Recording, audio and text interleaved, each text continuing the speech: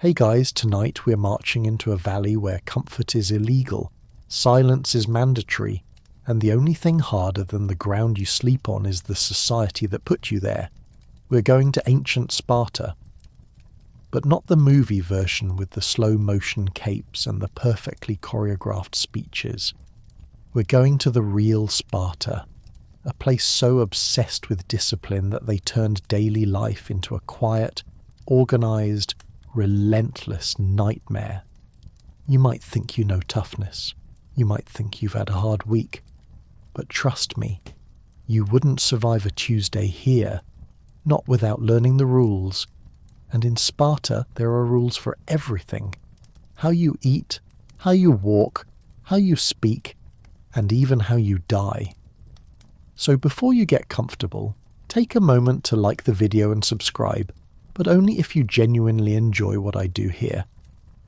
And let me know in the comments where you're tuning in from and what time it is for you. It's always fascinating to see who is joining. Us from around the world drifting off to the past together. Now, dim the lights. Maybe turn on a fan for that soft, steady background hum. Let your shoulders drop. Let your jaw unclench. And let's ease into tonight's journey together. The first thing you notice is the silence. It's not the peaceful silence of a library or sleeping house. It is a heavy, disciplined silence, the kind that feels like it's watching you. You're standing in the Eurotas Valley, surrounded by the jagged peaks of the Taygetos Mountains. The air is crisp, dry, and smells faintly of crushed thyme, dry earth, and old iron. The sun hasn't risen yet. The sky is that deep, bruised purple that hovers just before dawn, and the temperature is biting. There are no walls around this city. That's the first thing that unsettles you. Every other city in the ancient world, Athens, Thebes, Corinth, they all build massive stone fortifications to keep enemies out.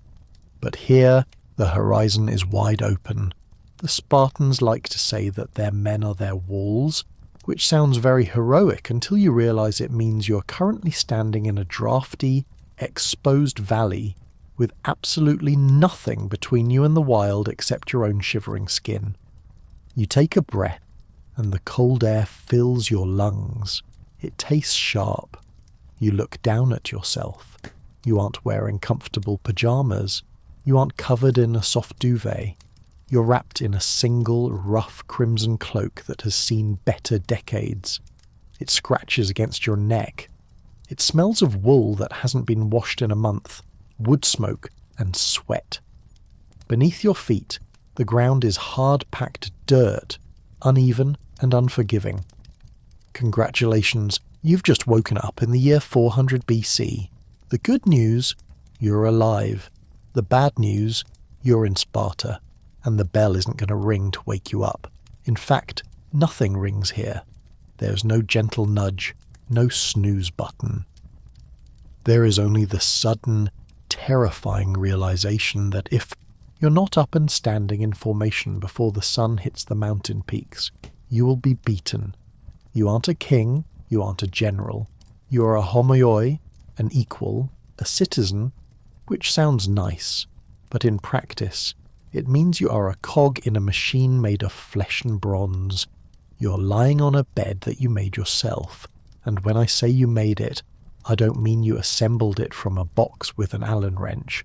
I mean you walked down to the Eurotas river bank, broke off stiff, sharp reeds with your bare hands, no knives allowed, and piled them into a heap on the floor. That is your mattress. It pokes you. It crunches when you move. In the winter, you're allowed to mix in some thistledown to trap a little heat, but right now it's just you and the reeds.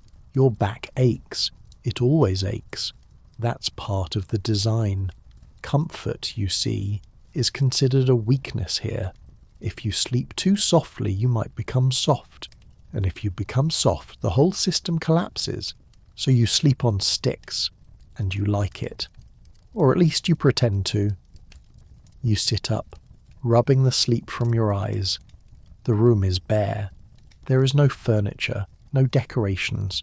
No personal trinkets, just your spear, your shield leaning against the wall, heavy, round and polished to a mirror shine, and a small pile of clothes that consists entirely of, well, the cloak you're wearing. You get one garment per year, just one. It doesn't matter if it's scorching summer or freezing winter. You wear the same red wool cloak. It's meant to toughen you against the elements, to make your skin thick and your nerves dead to temperature. Right now, as the dawn breeze cuts through the open doorway, you really wish you had a second layer. But wanting things is the first step toward treason. You stand up, your knees crack, you are hungry. You are always hungry. This is the first rule of Spartan life that truly breaks people. The state-sponsored starvation. It's not that they don't have food. They do. The valley is fertile. The helots, the massive enslaved population that does all the actual farming, grow plenty of grain, olives and grapes. But you aren't allowed to eat your fill. The logic, according to the elders, is that a lean dog hunts better. If you are slightly starving, you will be alert. You will be aggressive. You will be light on your feet. If you are full, you will be sluggish. So your stomach growls. It's a low, hollow sound that echoes in the quiet room. You fantasize about bread. Not even good bread. Just a dense, dry barley cake. Maybe dipped in oil. But breakfast isn't really a concept here. You might grab a handful of dried figs if you saved some from the mess hall last night, but mostly you just drink some water and tighten your belt. You step outside. The city of Sparta doesn't look like a city. It looks like a collection of 5 large villages that decided to stop arguing and start lifting weights together. The houses are simple, almost aggressively ugly. There's a law, the Great Retra, that says you can only use an axe to fashion your roof beams and a saw for your doors. No smoothing planes, no carving tools, no decoration, just rough-hewn timber. Why? Because if your house is fancy, you might want fancy furniture to match it, and then you might want fancy clothes, and then, before you know it, you're acting like an Athenian, talking about philosophy and eating cheese that wasn't aged in a goat's stomach. So the houses are rough, the streets are dusty, and everywhere you look there are eyes. This is the surveillance state before cameras. Everyone watches everyone. The older men watch the younger men. The women watch the men. The children watch each other, waiting for someone to slip up, to stumble, to show a moment of weakness. It's a society built on the peer pressure of 10,000 elite bullies.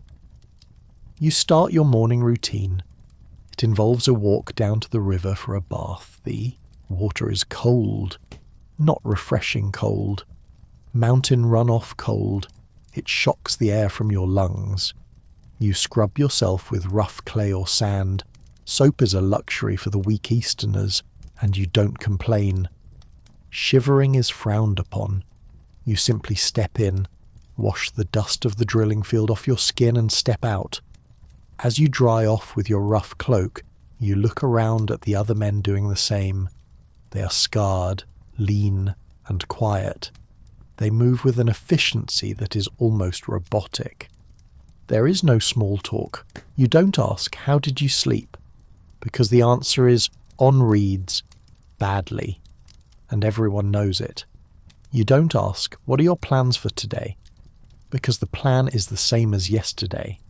Drill. Eat terrible soup. Drill again. Sleep. Repeat until death. You fasten your cloak with a heavy bronze pin. The metal is cold against your collarbone. You take a deep breath of the morning air, smelling the pine resin and the faint metallic scent of bronze polish that hangs over the entire valley.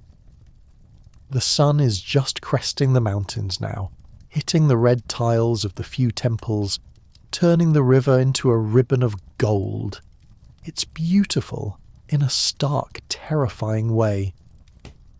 And as the first trumpet blast echoes across the valley, signalling the start of the day's training, you realize the truest fact of your existence. You don't belong to yourself. Your body, your hunger, your sleep, your breath, it all belongs to Sparta. You're a brick in the wall that doesn't exist. And the day has only just begun. The trumpet fades, and the dust begins to rise. You fall into step with the men of your mess hall, your Sicilia. You don't walk alone in Sparta. You move as a unit. Even walking to breakfast is a military maneuver. Your stomach is twisting, empty and loud, but you keep your face perfectly still. Showing hunger is a lack of discipline. Showing anticipation for food is a lack of discipline. Basically, having any facial expression other than mildly annoyed statue is a lack of discipline. You march toward the dining tent. It's an open-air structure, simple wooden pillars holding up a tiled roof. This is where you live, really. You might sleep in your house, you might visit your wife occasionally in the dark of night. But this table, this is your family. These 14 other men are the ones who will stand next to you in the phalanx, their shields overlapping yours. If they fail, you die. If you fail, they die. It's a high-pressure environment for a morning meal. As you approach, the smell hits you. It is a scent that has become legendary throughout the ancient world, but not for good reasons. It smells metallic, sharp, and overwhelming. It smells like vinegar boiling in an old iron pot. It smells like blood. This is the famous Spartan black broth, melazomos. You sit down on the hard wooden bench. There are no cushions. Cushions are for Persians. You take your place among your messmates. They range in age. Some are grizzled veterans with scars that look like road maps of the Peloponnesian Wars. Others are younger, fresh out of the agoge, the brutal training system, still looking like they're waiting for someone to hit them with a stick. A servant places a wooden bowl in front of you. Inside sloshes a dark, murky liquid. It's steaming, which is the only positive thing you can say about it. The recipe is simple. Pork legs, boiled until they surrender, pig's blood to thicken it, salt and vinegar. That's it. No herbs, no spices, no onions to sweeten the deal. Just meat, blood and acid. You pick up your spoon. It's heavy, made of wood. You dip it in. The broth is thick. It clings to the spoon. You bring it to your mouth. The taste is indescribable. It's incredibly salty, sour enough to make your jaw ache, and has that deep iron-rich tang of blood. A visitor from Sybaris, a city known for its luxury and fine dining, once tasted this broth. He reportedly put down his spoon, looked at his Spartan host and said, "Now I understand why you Spartans do not fear death. Dying is preferable to eating this." But you eat it. You eat it quickly and efficiently, because calories are fuel and you are a machine. You don't complain. Complaining suggests you care about the flavour, and caring about flavour suggests you're accustomed to luxury, and luxury is the enemy. While you eat, you look around the table. This isn't just lunch, it's an audit. Every month you're required to contribute to this table. You have to bring barley meal, wine, cheese and figs. If you can't pay your dues, maybe your farm had a bad harvest, maybe your helots rebelled, you don't just get kicked out of the lunch club. You lose your citizenship. You become an inferior. You lose your voting rights, your status, your pride. You become a ghost in your own city. So, as you chew a particularly tough piece of pork, you aren't just nourishing yourself, you are eating your social status. You're proving, bite by bite, that you still belong. The conversation at the table is sparse. Spartans are famous for their laconic speech, brief, pithy, blunt. You don't ramble about the weather. You don't tell long, winding stories about your dreams. You speak only when necessary, and you say exactly what you mean. The older men watch the younger ones testing them. They might ask a sharp, philosophical question. Who is the best man in Sparta? If you answer too slowly, you're foolish. If you answer too long, you're boring. You have to answer perfectly. The one who fights best, you might say. Or the one who obeys. The elders nod. It's a test of wit, but a very specific, dry, humourless kind of wit. The wine is passed around. It's watered down, of course. Drunkenness is shameful. In fact, sometimes the elders force the helot slaves to drink pure, unwatered wine until they are stumbling, sick and foolish. They parade them in front of the mess, haul while you eat, pointing at them and saying, look at what happens when you lose control. It's a cruel object lesson, executed with cold efficiency while you finish your vinegar soup. You wipe your bowl clean with a piece of barley bread, dense, gritty bread that feels like a stone in your gut. You drink the last of the watered wine. Your stomach feels heavy but full. You've survived the meal. You've paid your dues.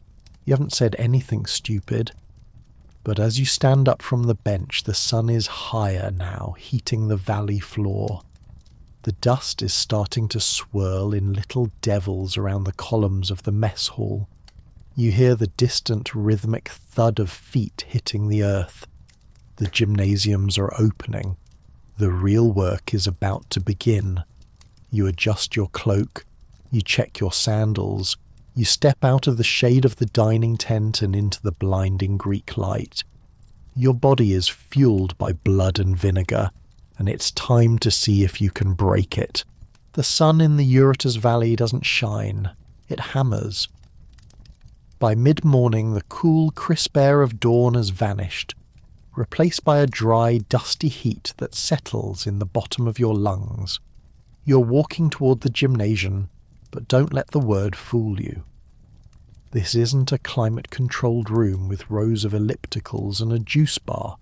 It is a flat, expansive patch of beaten earth, surrounded by a few colonnades that offer meagre shade. The ground is hard, packed down by generations of bare feet, and it radiates heat upward, cooking you from both directions. You strip off your crimson cloak. In Sparta, you train naked, or nearly so. It's practical, they say. Clothes get snagged.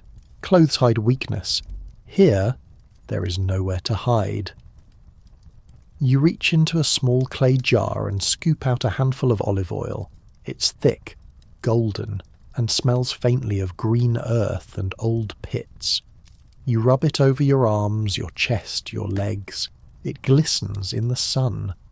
This isn't for beauty, it's a layer of protection against the sun, against the friction of armour, and, if you're wrestling, against the grip of your opponent.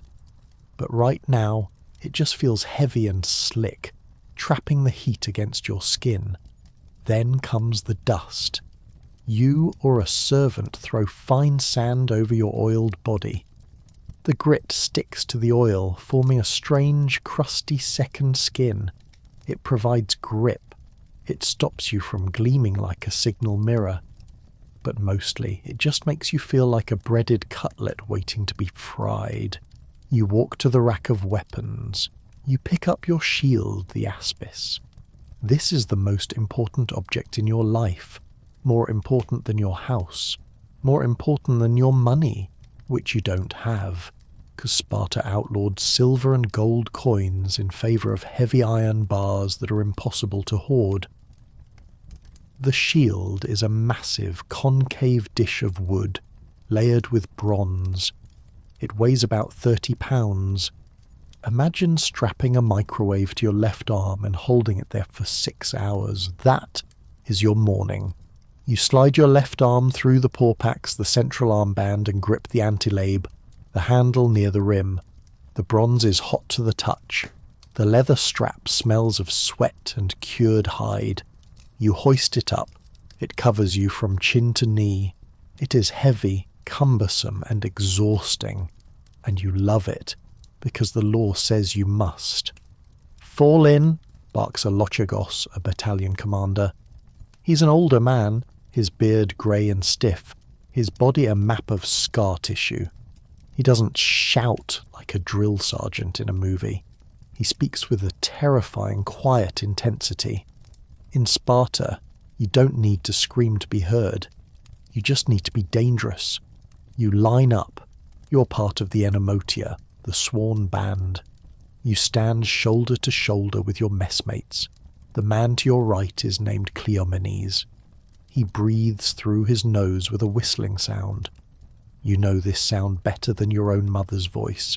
You lock your shield over his left side. The man to your left locks his shield over your left side. This is the phalanx. It is a single, armoured centipede made of bronze and bad attitudes. Step. You step forward.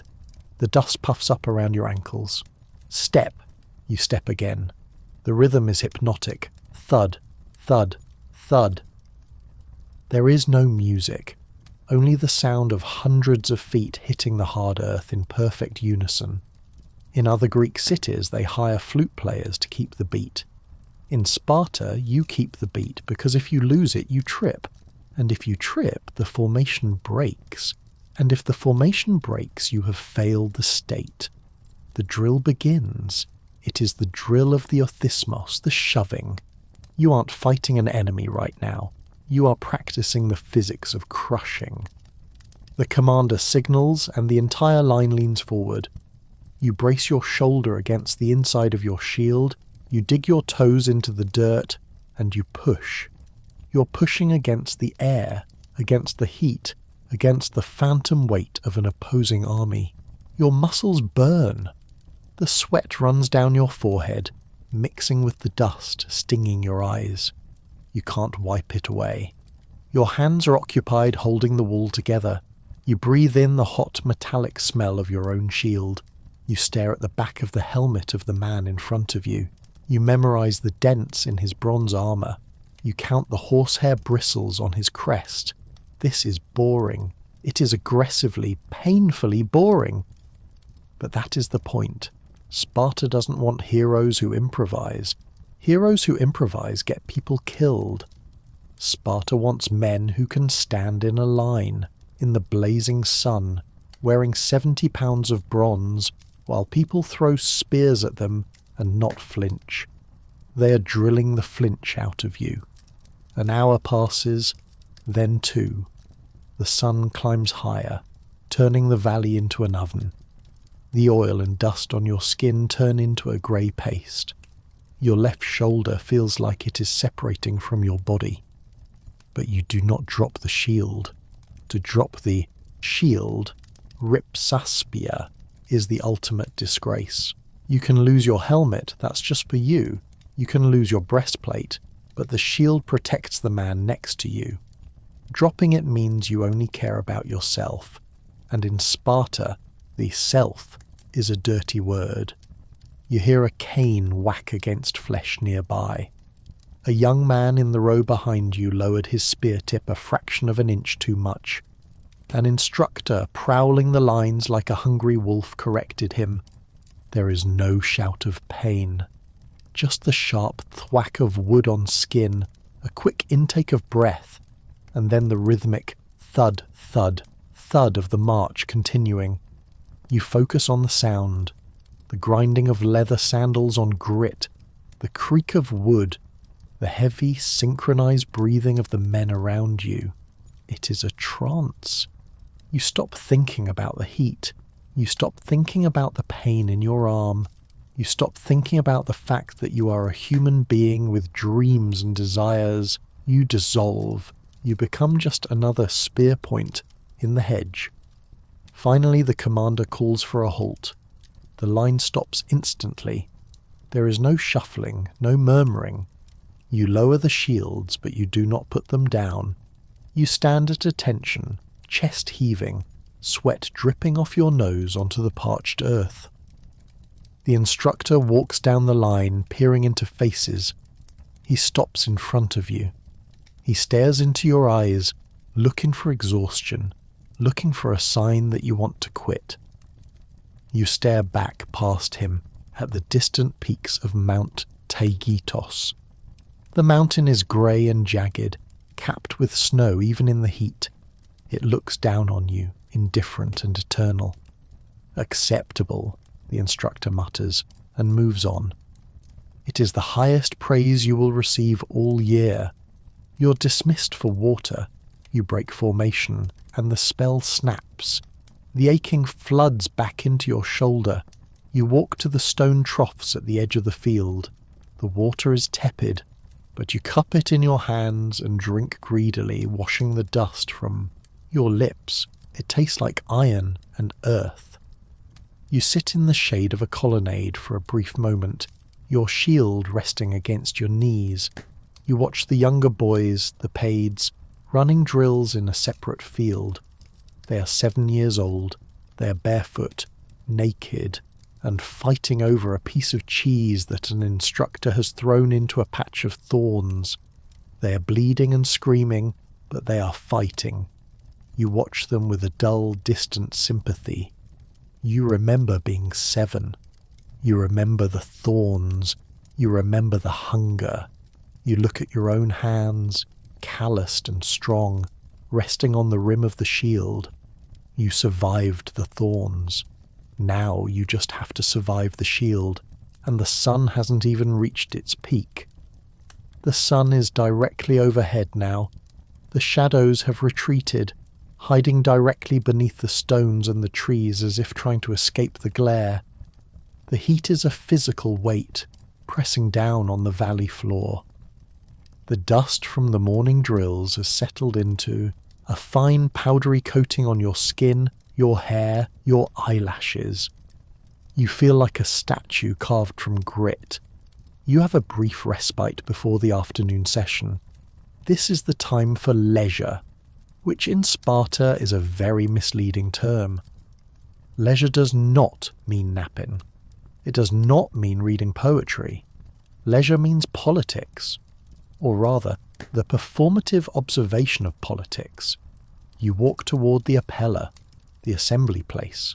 It's not a grand building with marble steps like in Athens.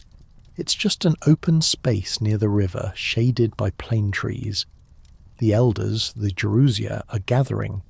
These are men over 60 years old, ancient by the standards of a world without antibiotics. They have survived every war, every plague, and every bowl of black broth. They are tough, withered, and terrifying. You stand on the periphery. You are a citizen, so you have the right to shout yes or no when they propose a law. That is the extent of your democracy. There are no speeches from the crowd, no debates. You listen to the kings, there are 2 of them, which sounds like a recipe for disaster and often is, and the elders. They propose something. "Shall we go to war with Argos?" one of them might rasp. The crowd rumbles. You join in. You don't raise your hand. You shout. The Spartans decide everything by volume. The loudest side wins. It is a system that favours the passionate, the angry, and the large-lunged. Today, the question is mundane. It's about a boundary dispute with the neighbouring village. The shouting is mild, a low roar like distant surf. But you aren't really watching the kings. You're watching the ephors. There are 5 of them, elected for a single year. They sit on simple wooden chairs, watching the kings with the eyes of hawks. They have the power to arrest the kings. They have the power to declare war on the helots, the slaves, every single year, just to keep them terrified. They are the true power, the quiet bureaucrats of discipline. One of them is looking at the crowd, scanning faces. You wonder if he's looking at you. You stand up straighter. You look attentive. You look like a man who loves boundary disputes. The assembly disperses. You wander back toward the barracks. The streets are quiet. The women are managing the estates, likely doing complex mathematics to ensure the grain quotas are met, while you spent the morning pushing a piece of wood. The children are still in the agoge, likely stealing food to survive. It is a society of separated spheres, spinning silently around each other. You pass a group of young men sitting in the shade, playing a game with knuckle bones. They are gambling, but quietly. Currency is banned, remember. So they are gambling with iron spits, long, heavy rods of iron that serve as money. Imagine trying to buy a loaf of bread with a bundle of rebar. That is your economic reality. It makes bribery very difficult and shopping very heavy. You sit down to clean your gear. This is your meditation. You take a rag and some oil, the same oil you put on your skin, and you begin to polish your shield. You rub the bronze until you can see your own face in it. It is a distorted reflection, golden and warped. You look tired. You look older than you are. You move to your greaves, the shin guards. They are dented from practice. You use a small stone to hammer out the imperfections from the inside. Tink, tink, tink. The sound is sharp and lonely in the afternoon heat. You check the leather straps. If a strap breaks in battle, you could trip. If you trip, the line breaks. If the line breaks, Sparta falls. So you check the strap 3 times. You pull on it. You test the stitching. It holds. The smell of the oil is comforting now. It smells like duty. A shadow falls over you. It's an older man, a mentor figure, perhaps the man who was your inspirer when you were a boy. He doesn't say hello. He just looks at your greaves. The bronze is dull near the ankle, he says. His voice is dry, like leaves scraping on pavement. You look. He is right. There is a small patch of oxidation you missed. I will fix it, you say. He nods once and walks away. That was the entire interaction. No, how are you? No, nice weather. Just a correction.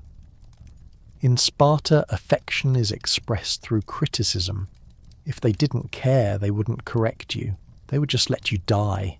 You scrub the ankle of the greave until it burns. You scrub until the bronze gleams like the sun. You scrub until you forget that you are hungry, forget that your back hurts, forget that you're just a man sitting in the dirt polishing a piece of metal that will one day probably fail to save your life. The sun begins to dip lower. The light turns golden, then amber. The heat softens just a fraction. The trumpet sounds again. Evening drills. You stand up. Your knees pop. You pick up the shield. It feels heavier than it did this morning, but you lift it anyway, because the only thing heavier than the shield is the shame of not carrying it. You march back to the field. The dust rises again. The rhythm returns. Step, thud, step, thud. And as the sun sets behind the mountains, casting long spear-like shadows across the valley, you realize that you aren't just training for war, you're training for the silence. You're training to be a stone that breathes. The sun slips behind Mount Taygetos, and the valley plunges into twilight. The temperature drops fast. This is the duality of the Greek climate. An oven by day, a refrigerator by night. You're still wearing that single woolen cloak, and now, as the sweat dries on your skin, it turns cold and clammy. You shiver, but only on the inside. Outwardly, you are granite. Evening mess. You march back to the Syssitia. The mood is different now.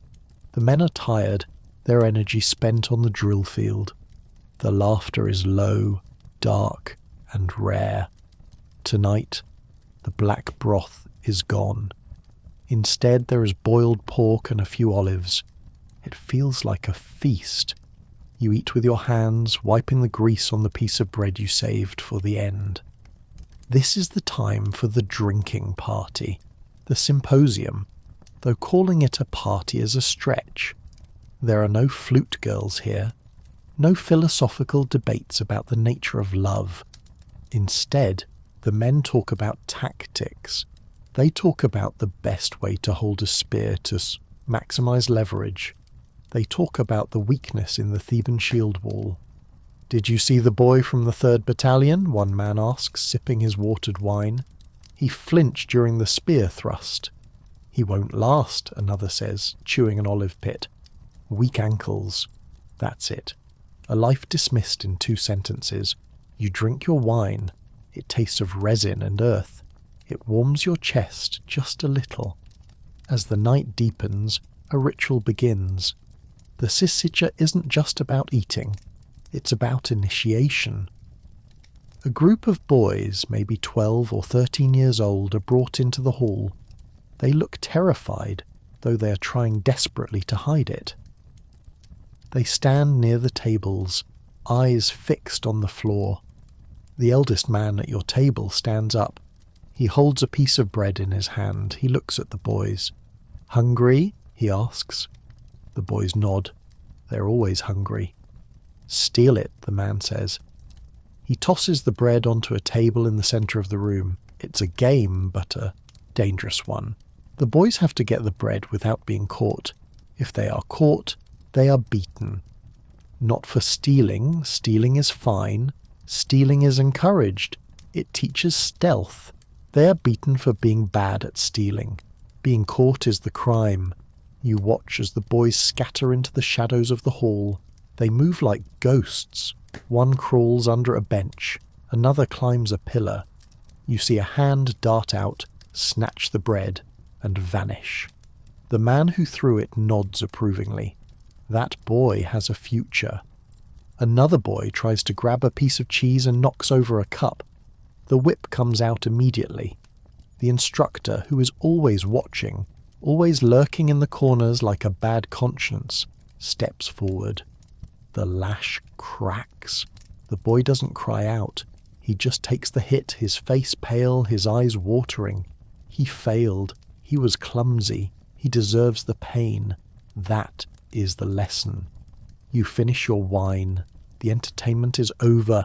The boys are dismissed back to their reed beds. You wonder if the one who got the bread will share it. Probably not. Sharing makes you weak. Or maybe he will, to buy loyalty. That would be smart.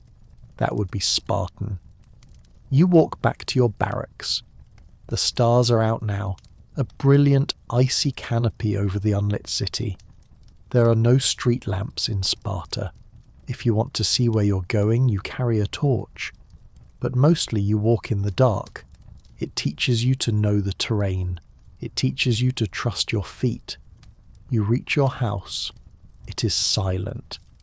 Your wife is likely asleep in her own quarters. You don't live with her, not really. You visit her in secret, sneaking out of the barracks at night to see her, then sneaking back before dawn. It's supposed to keep the passion alive, to make the marriage feel like an illicit affair. It also means you rarely get a full night's sleep. Tonight, you are too tired for sneaking. You lay down on your pile of reeds. The thistledown you mixed in last winter is gone, turned to dust. The reeds are brittle. They crackle under your weight. You pull your cloak over you, tucking your knees to your chest to preserve heat. The silence of the valley returns, heavier now. You can hear the river Eurotas flowing in the distance, a constant low murmur. You can hear the wind moving through the olive groves. You think about the day. You pushed a shield. You polished bronze. You ate blood soup. You watched a child get whipped. It was a good day. You are alive. You are strong. You are Spartan. But as you drift off, a small, treacherous thought enters your mind. You think about the merchant you saw last week, the one from Corinth with the soft boots and the bag of silver coins. He looked happy. He looked comfortable. You push the thought away. Comfort is a trap. Comfort is death. You embrace the cold. You embrace the reeds. You embrace the dark. And you sleep, dreamless and ready, because tomorrow the trumpet will sound again, and the wall of shields will need you to be a brick. You wake up, but this time the sky isn't purple, it is pitch black. The moon has set and the stars are hidden behind a thick veil of clouds drifting off the mountains. It is the dead of night, the hour when even the dogs of Sparta have stopped barking. But you are awake, and you're not reaching for your shield. Tonight you're not a soldier in the phalanx. Tonight you are something much quieter and much more terrifying. You are part of the Crypteia. This is the secret police, the hidden institution that keeps the Spartan heart beating, or rather, keeps it from being ripped out by the people you oppress. You see, the dirty secret of Sparta, the math that keeps the elders awake at night, is simple. You are outnumbered, vastly. For every one of you, every citizen with a red cloak and a bronze shield, there are 7 helots. 7 slaves who work the fields, grow the grain, press the olives, and silently hate you with the burning intensity of 1,000 suns. If they ever woke up, if they ever organized, Sparta would vanish in an afternoon. So the state invented the Crypteia. It's a rite of passage for the best and brightest young men. You are sent out into the countryside with nothing but a cloak and a dagger. No spear, no armour, no food rations. You have to survive off the land, which usually means stealing from the helots, and you have to keep them terrified. You slip out of the barracks. The air is damp. You can smell the coming rain, a heavy, wet scent mixed with the dust of the road. You move silently. Your feet are wrapped in soft leather to muffle your steps. You aren't marching now, you are stalking. You head toward the Eurotas Delta, where the farmland stretches out flat and dark. The helots live here in small mud brick villages that smell of wood smoke and unwashed wool. They are technically Greeks, just like you, Messenians mostly, but you have been taught since birth that they are something else, something dangerous. You hide in a ditch near a crossroads. The ground is cold and seeps into your tunic. You wait. The boredom is immense, but you are used to boredom. You're a Spartan. You can stare at a patch of weeds for 4 hours and call it tactical observation. You're watching for the strong ones. The Ephors, those 5 bureaucrats who run the city, declare war on the helots every single year. It's a legal loophole. By declaring war, killing a helot isn't murder. It's an act of war. It keeps your soul clean, theoretically. Your orders are to watch for any helot who looks too strong, too smart, or too brave. If a slave walks with his head high, problem. If a slave organizes a harvest too efficiently, problem. You hear footsteps, soft rhythmic thuds against the packed earth. A figure emerges from the gloom. It's a man carrying a sack of grain on his shoulder. He's moving efficiently, strong legs pushing off the dirt. He isn't cowering. He isn't shuffling. He looks capable. In a normal society, a capable worker is an asset. In Sparta, he is a threat. You grip the handle of your dagger, the Xiphos. The iron is cold, sucking the heat from your palm. Your heart rate slows. This is what the drills were for. This is what the hunger was for. You aren't angry at this man. You don't even know him. But the system says he is the water that will drown your city. You wait. You breathe. The wind rustles the reeds in the ditch, masking the sound of your shifting weight. The man passes. You let him go. Tonight isn't for action. Tonight is for surveillance. You need to see where he goes, who he talks to. You are gathering intelligence. You're the eyes of the state in the dark. You stay in that ditch until dawn threatens the eastern sky. Your limbs are stiff. Your stomach is, as always, empty. You've spent the entire night waging a silent psychological war against farmers. As the light begins to bleed grey into the sky, You slip back toward the city. You pass the fields where the helots are already waking up to work. They look at you, then quickly look away. They know who you are. They know why you are out here. The fear in their eyes is the currency you're paid in. You return to the barracks just as the rest of the Syssitia is waking up. You hide the dagger. You wash the mud from your ankles. You wrap yourself in your red cloak and pick up your shield. The night is over. The secret war is paused. Now the trumpet sounds. The day war begins. You line up. You step. Thud. And as you march, you realize that Sparta is a prison. The helots are locked in by chains and fear. You're locked in by laws and shields. No one is free here. Everyone is just watching everyone else, waiting for the crack in the armor. But the sun is up. The sky is blue, and there is black broth for breakfast. So you march. The sun has set again, and the drill field is finally quiet. But for you, the day isn't over. In fact, the strangest part of your life as a Spartan citizen is about to begin. You aren't sneaking out to kill a slave tonight. You aren't polishing your shield. You're going to get married. Now, if you're picturing a white dress, a feast with wine, and a tearful speech from your father, stop. Reset your brain. You are in Sparta. Romance here is a tactical operation. You wash the dust off your face in the communal trough. You check your sandals to make sure they don't squeak. You wrap your cloak tight. You aren't walking down an aisle. You are infiltrating a house.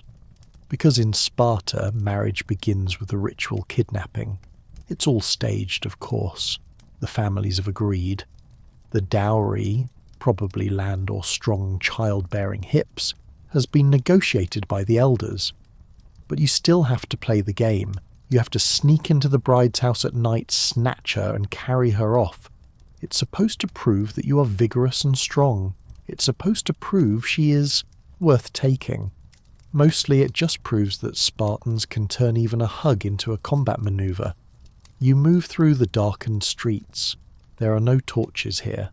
Light is for people who want to be found. You navigate by the smell of wood smoke and the faint outline of rooftops against the stars. You find the house. You slip through the door. Inside it is pitch black. You feel your way along the wall.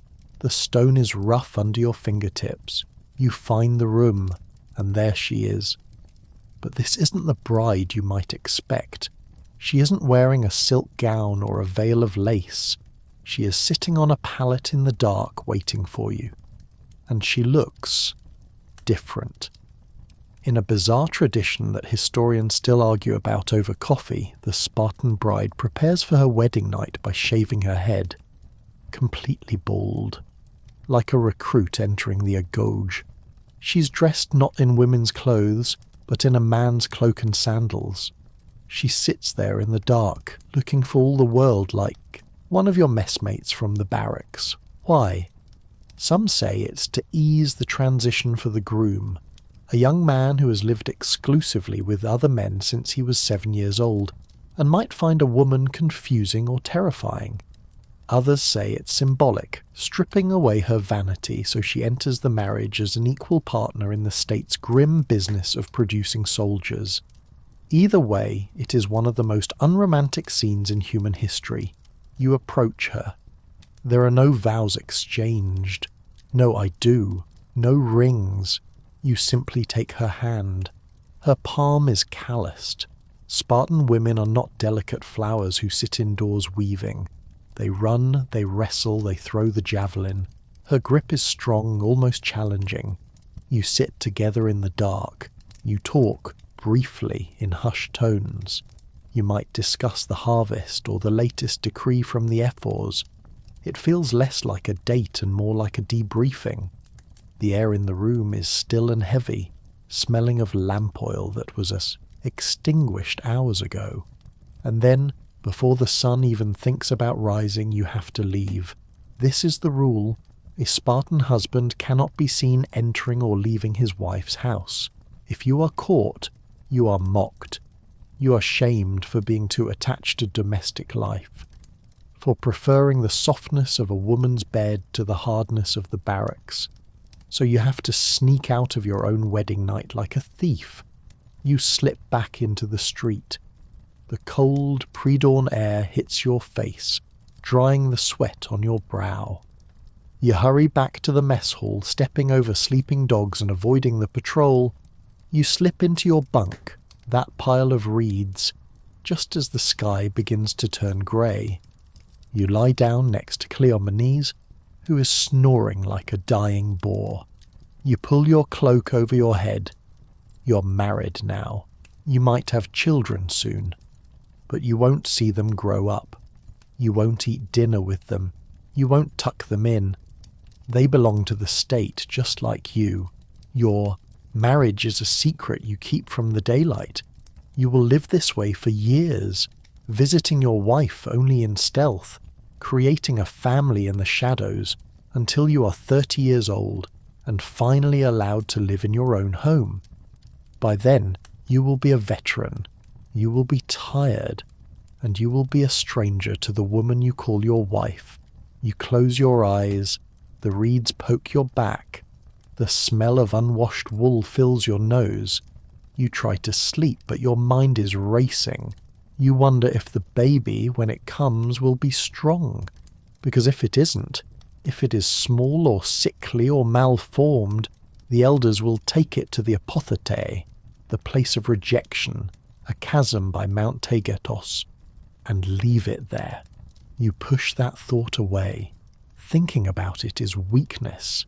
Weakness is treason. The trumpet sounds. Get up, the shield is waiting. Years pass. You don't notice them by the calendar because every day is the same. Drill. Eat. Sleep. Drill. But you notice them in the weight of the shield. It feels lighter now, not because it has lost mass, but because your shoulder has calcified into something resembling living rock. You're 30 years old. In any other Greek city, you would be a man in his prime, running a shop, debating in the agora, maybe managing a vineyard. In Sparta, you have just graduated from youth to official adult. Congratulations, you can now legally live in your own house. You can grow your hair long, a sign of the warrior elite. You can even vote in the assembly without feeling like an imposter. But the real change is in the eyes of the young men. When you walk into the mess hall, they stop talking. They look at your cloak, faded to a dull rust colour from years of sun and rain. They look at the scars on your shins. You're a homoioi in full standing, you are the wall, and then war comes. It doesn't start with a bang.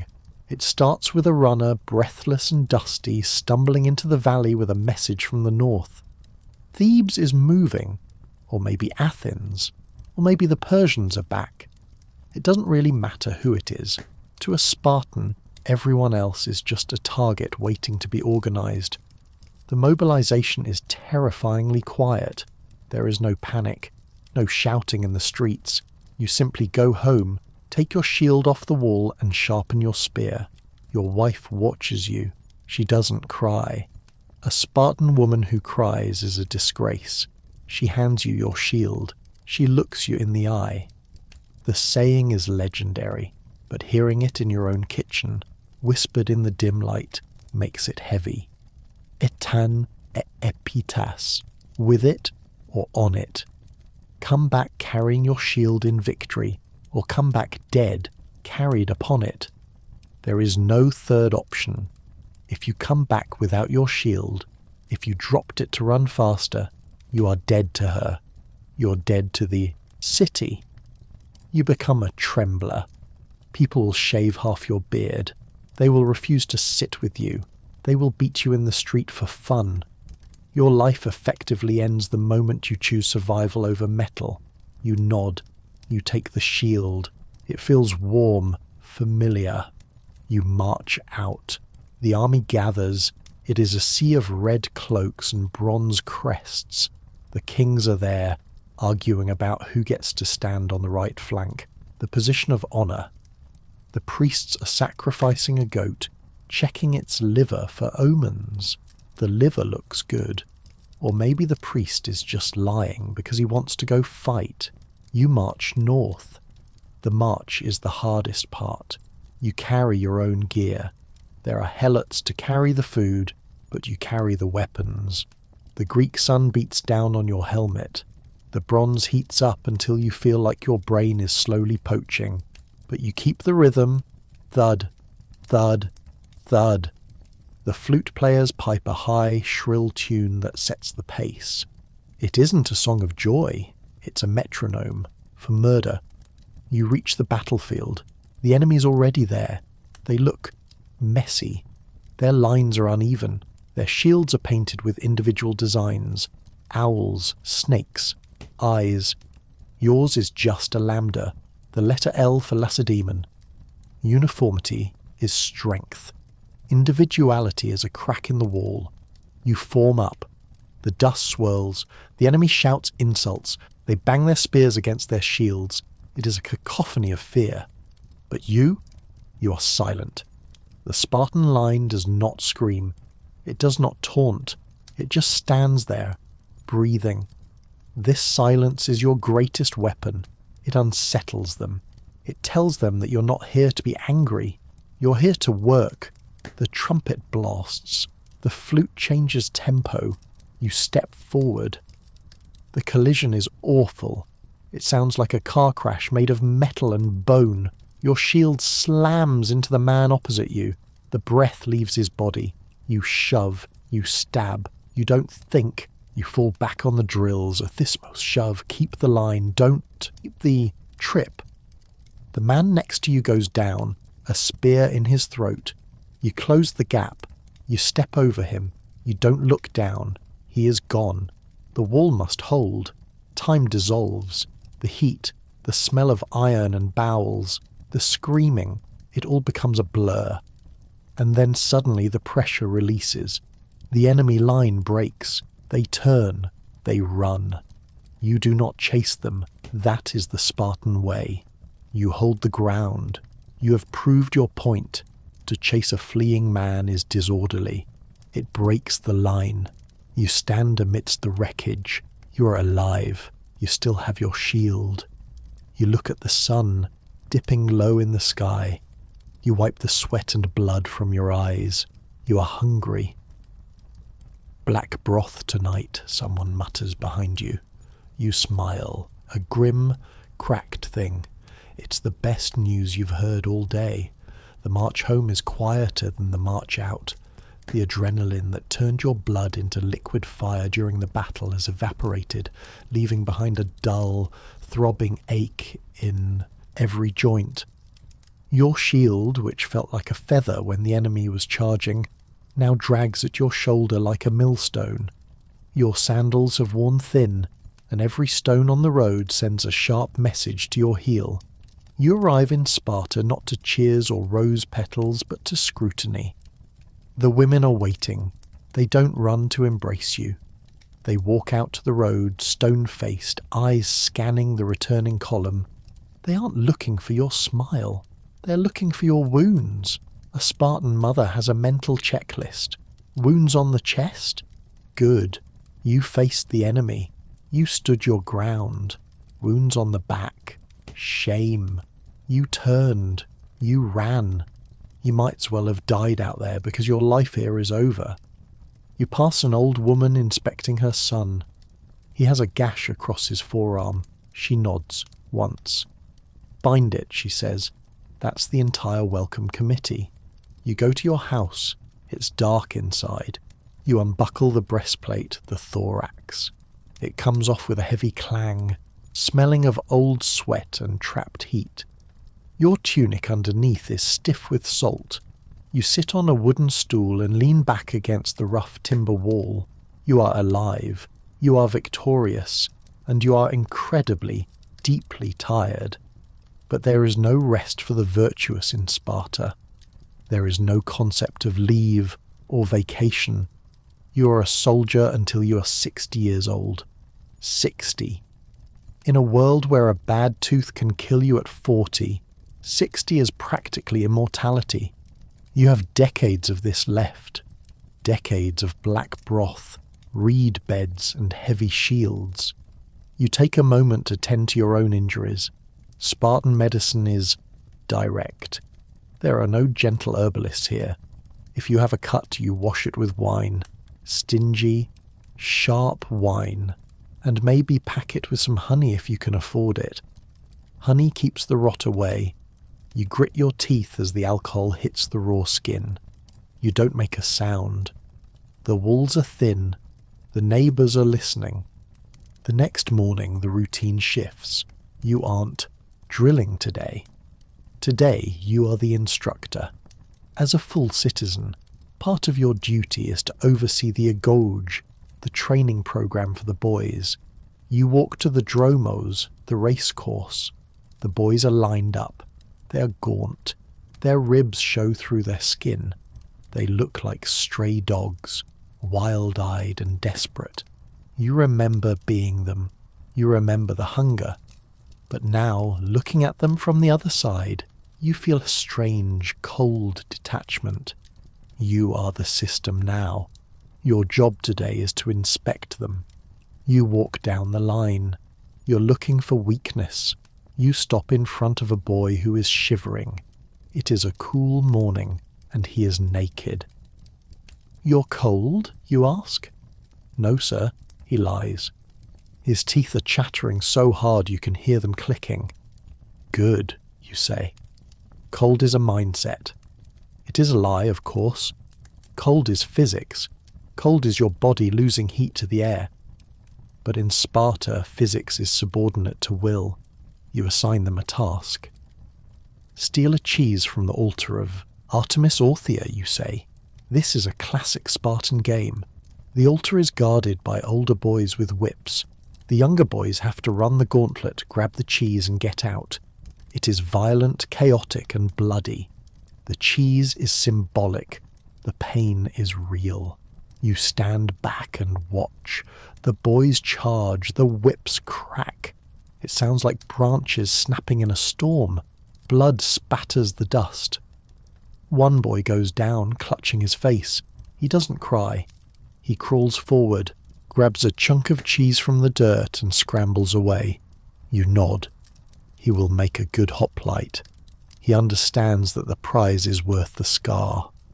As the sun climbs higher, heating the blood and dust into a copper-scented haze, you feel a heavy weight in your chest. It isn't regret. Spartans don't do regret. But it is a weariness. You're watching a machine build itself, gear by bloody gear. You are the hammer, and they are the iron. You walk back toward the mess hall for the midday meal. The wind picks up, rattling. The dry leaves of the olive trees. It sounds like whispering. You ignore it. You sit at your table. The black broth is waiting. The man next to you, Cleomenes, has a fresh bandage on his neck from the battle. He dips his bread into the soup. The boys looked sharp today, he grunts. Sharp enough, you reply. You eat, you drink, you exist. And tomorrow you'll do it all again. The years grind on, smooth and heavy like a millstone. Your hair is greying. Your knees click with every step. You've survived the agoge, the cryptire, the barracks and the shield wall. You are 50 years old. In Sparta, this makes you an ancient relic, a walking testament to the fact that you haven't been stabbed in the neck yet. But survival brings new problems, specifically politics. You're now eligible for the Gerousia, the Council of Elders. This is the ultimate goal of every Spartan man who manages not to die. There are only 28 spots plus the 2 kings. When a member dies, usually from old age, which is a rare and confusing way to go in this city, an election is held. Now you might think an election involves ballots, speeches, maybe a campaign slogan. No, that would be democratic. That would be Athenian. In Sparta, elections are conducted by the shout. Here is how it works. You are placed in a small room near the assembly area. You cannot see outside. You have a slate and a stylus. Outside, the candidates walk in front of the assembly one by one. The crowd screams for the ones they like. Your job, locked in your little sensory deprivation box, is to listen to the volume of the screaming and write down which candidate got the loudest roar.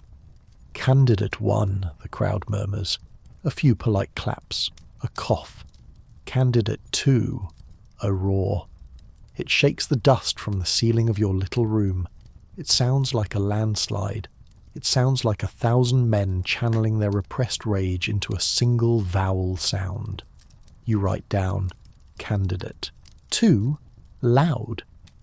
It is the most primitive, visceral, and arguably accurate way to measure popularity ever invented. There is no room for nuance. There is no, I agree with his fiscal policy but dislike his foreign stance. There is only noise. Today, you are not the judge. You are the candidate. You walk out onto the field. The sun is blinding. The dust is familiar. You see the faces of the men you have marched with, eaten with, and bled with for decades. They look at you. They see your grey beard. They see the scar on your arm from that skirmish in Mantinea. They see that you still have your shield. You walk. You do not wave. You do not smile. You just walk, projecting an aura of, I have killed people and I am very tired. The roar hits you like a physical wave. It vibrates in your chest. It is a wall of sound, deep and guttural. It is approval. It is respect. It is the sound of men who know you won't let them get soft. You win. You are now a geron, an elder. This means your life changes. You no longer have to drill every day. You don't have to carry the shield. Instead, you have to judge. You sit in the council, debating laws, deciding who gets exiled, and, most terrifying of all, judging the babies. Yes, that part. The part everyone whispers about. A father brings a newborn to the lesh, the council hall. The baby is tiny, wrapped in a simple cloth. The father looks stoic, but his knuckles are white. He hands the child to you. You have to look at it. You have to check its limbs. Are they straight? Is it crying with vigour? Is it strong? You hold the warm, wriggling life in your hands. It smells of milk. It is soft. It is everything Sparta is not. If you say yes, the child becomes a citizen. It gets a plot of land. It gets a future of black broth and spear drills. If you say no, you look at the baby. It grips your thumb. Its grip is weak. Its leg is twisted. You look at the father. He is staring at the wall, refusing to meet your eyes. You make the decision. It is the decision the law demands. It is the decision that keeps the wall strong. But as you hand the child back, or to the servant who will take it away, you feel a coldness in your gut that has nothing to do with a winter wind.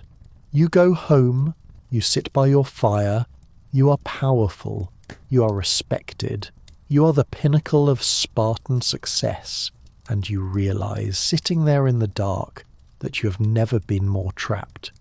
The shield is gone from your arm, but the weight of it has just moved to your soul. You drink your wine. It doesn't help. You wake up later than usual. The sun is already warming the roof tiles, and the sounds of the morning drill are distant echoes, a rhythm you no longer have to march to. Being an elder has its perks, but just because you aren't on the parade ground doesn't mean you're in charge. In fact, now that you're spending more time at home, you're discovering who actually runs Sparta. It isn't the kings, it isn't the ephors, it is your wife. You walk into the main room of your house. It is still simple, the law demands it. But there is an order here that the barracks lacked. Your wife is sitting by the window reviewing a slate tablet. She doesn't look up when you enter. She is calculating grain yields from the estate in Messenia. Here is the secret the rest of Greece whispers about with a mix of horror and jealousy. Spartan women are terrifyingly competent. While you were out polishing your shield and learning how to sleep on reeds, she was learning how to manage a whole massive agricultural empire. Because the men are always training or fighting, the women control the economics. They own land, lots of it. By some estimates, women own nearly 40% of all the land in Sparta. She stands up. She's wearing a simple peplos, a woolen tunic open at the side. In Athens, this would be a scandal. Here it is practical. She is fit. She exercises every day, running, discus, wrestling, because the state believes strong women produce strong sons. She looks less like a domestic partner and more like a retired athlete who is disappointed in your posture. The olive harvest is down, she says. Her voice is flat, matter-of-fact. We need to pressure the helots in the southern sector. You nod. You might be a member of the Gerousia, a judge of life and death, but in this room, you are the junior partner. You don't know the names of the overseers. You don't know the current price of wine. She does. You sit down to a breakfast that is slightly better than the black broth. Figures. The women don't eat the blood soup. They eat real food. Cheese. Bread that isn't made of sawdust. Maybe some figs. You eat quietly. The conversation in Spartan marriages is famous for its brevity and its bite. There is a legend about a foreign woman asking a Spartan queen, "Why are you Spartan women the only ones who can rule men?" The queen replied, "Because we are the only ones who give birth to men. Your wife embodies this energy. She doesn't nag, she commands. She reminds you that your son, the one who survived the inspection, is struggling in the agoge. He complains about the cold," she says, cutting a piece of cheese with a knife that looks sharp enough to shave with. "Fix him, or I will." You feel a chill that has nothing to do with the weather. You know she means it. Spartan mothers are not the comforting type. They are the enforcers of the code. If a son comes home crying, a Spartan mother doesn't hug him. She tells him to go back and stop embarrassing the bloodline. You finish your meal and step out into the estate courtyard. The wind is blowing through the cypress trees, a dry, hissing sound. You watch the helot servants moving back and forth. They keep their eyes down. They know your wife sees everything. It strikes you, standing there in the morning light, that this entire society is a balancing act of fear. The helots fear you. You fear the laws, and everyone fears the women, who are the guardians of the reputation that keeps the whole thing standing. You decide to go for a walk to the Lesh, the club where the old men gather. You need to get away from the domestic efficiency.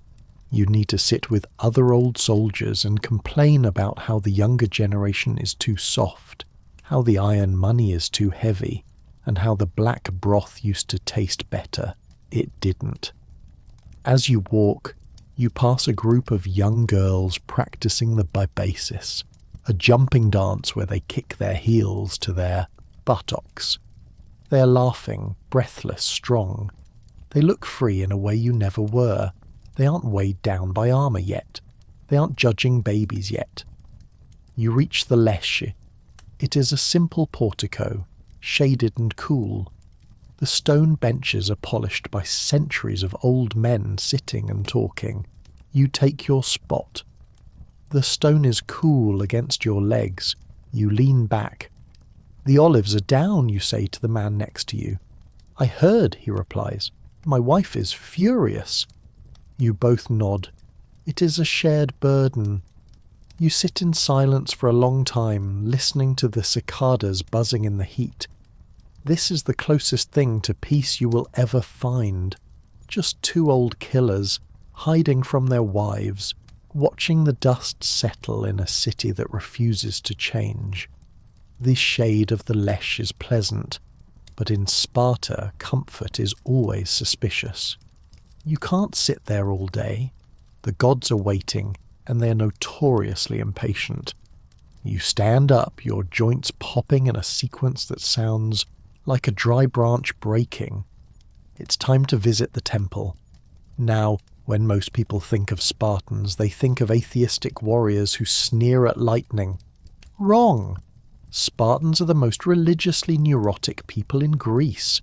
You don't just respect the gods, you are terrified of them. You don't march to war unless the moon is full. You don't cross a border unless a goat's liver looks promising. You're a superpower held hostage by a lunar calendar. You walk toward the temple of Athena Chalkioikos, Athena of the Bronze House. It sits on the Acropolis, which in Sparta is just a slightly higher hill than the other hills. As you climb, the smell shifts. The dust and sweat fade, replaced by the heavy, cloying scent of frankincense and the unmistakable metallic tang of dried blood. There is a line. Of course there is a line. Discipline applies to worship too. You stand behind a young hoplite who is vibrating with anxiety. He's probably worried about a bad omen, or maybe he just forgot to wash his feet. In Sparta, both are punishable offences. You enter the temple. It isn't filled with golden statues or marble friezes. It is lined with bronze plates. The walls gleam dully in the torchlight, reflecting a distorted orange version of the world. It feels like stepping inside a giant holy helmet. One of the kings is there. He is the chief priest because in Sparta, if you want a job done right, you make a general do it. He's wearing a simple tunic, but he holds a sacrificial knife with the same casual familiarity he holds a spear. A goat is brought forward. The goat looks about as enthusiastic as you felt during morning drills. The ritual is efficient. There is no chanting, no long-winded sermons about morality. The king slices, the blood flows, the priest inspects the entrails.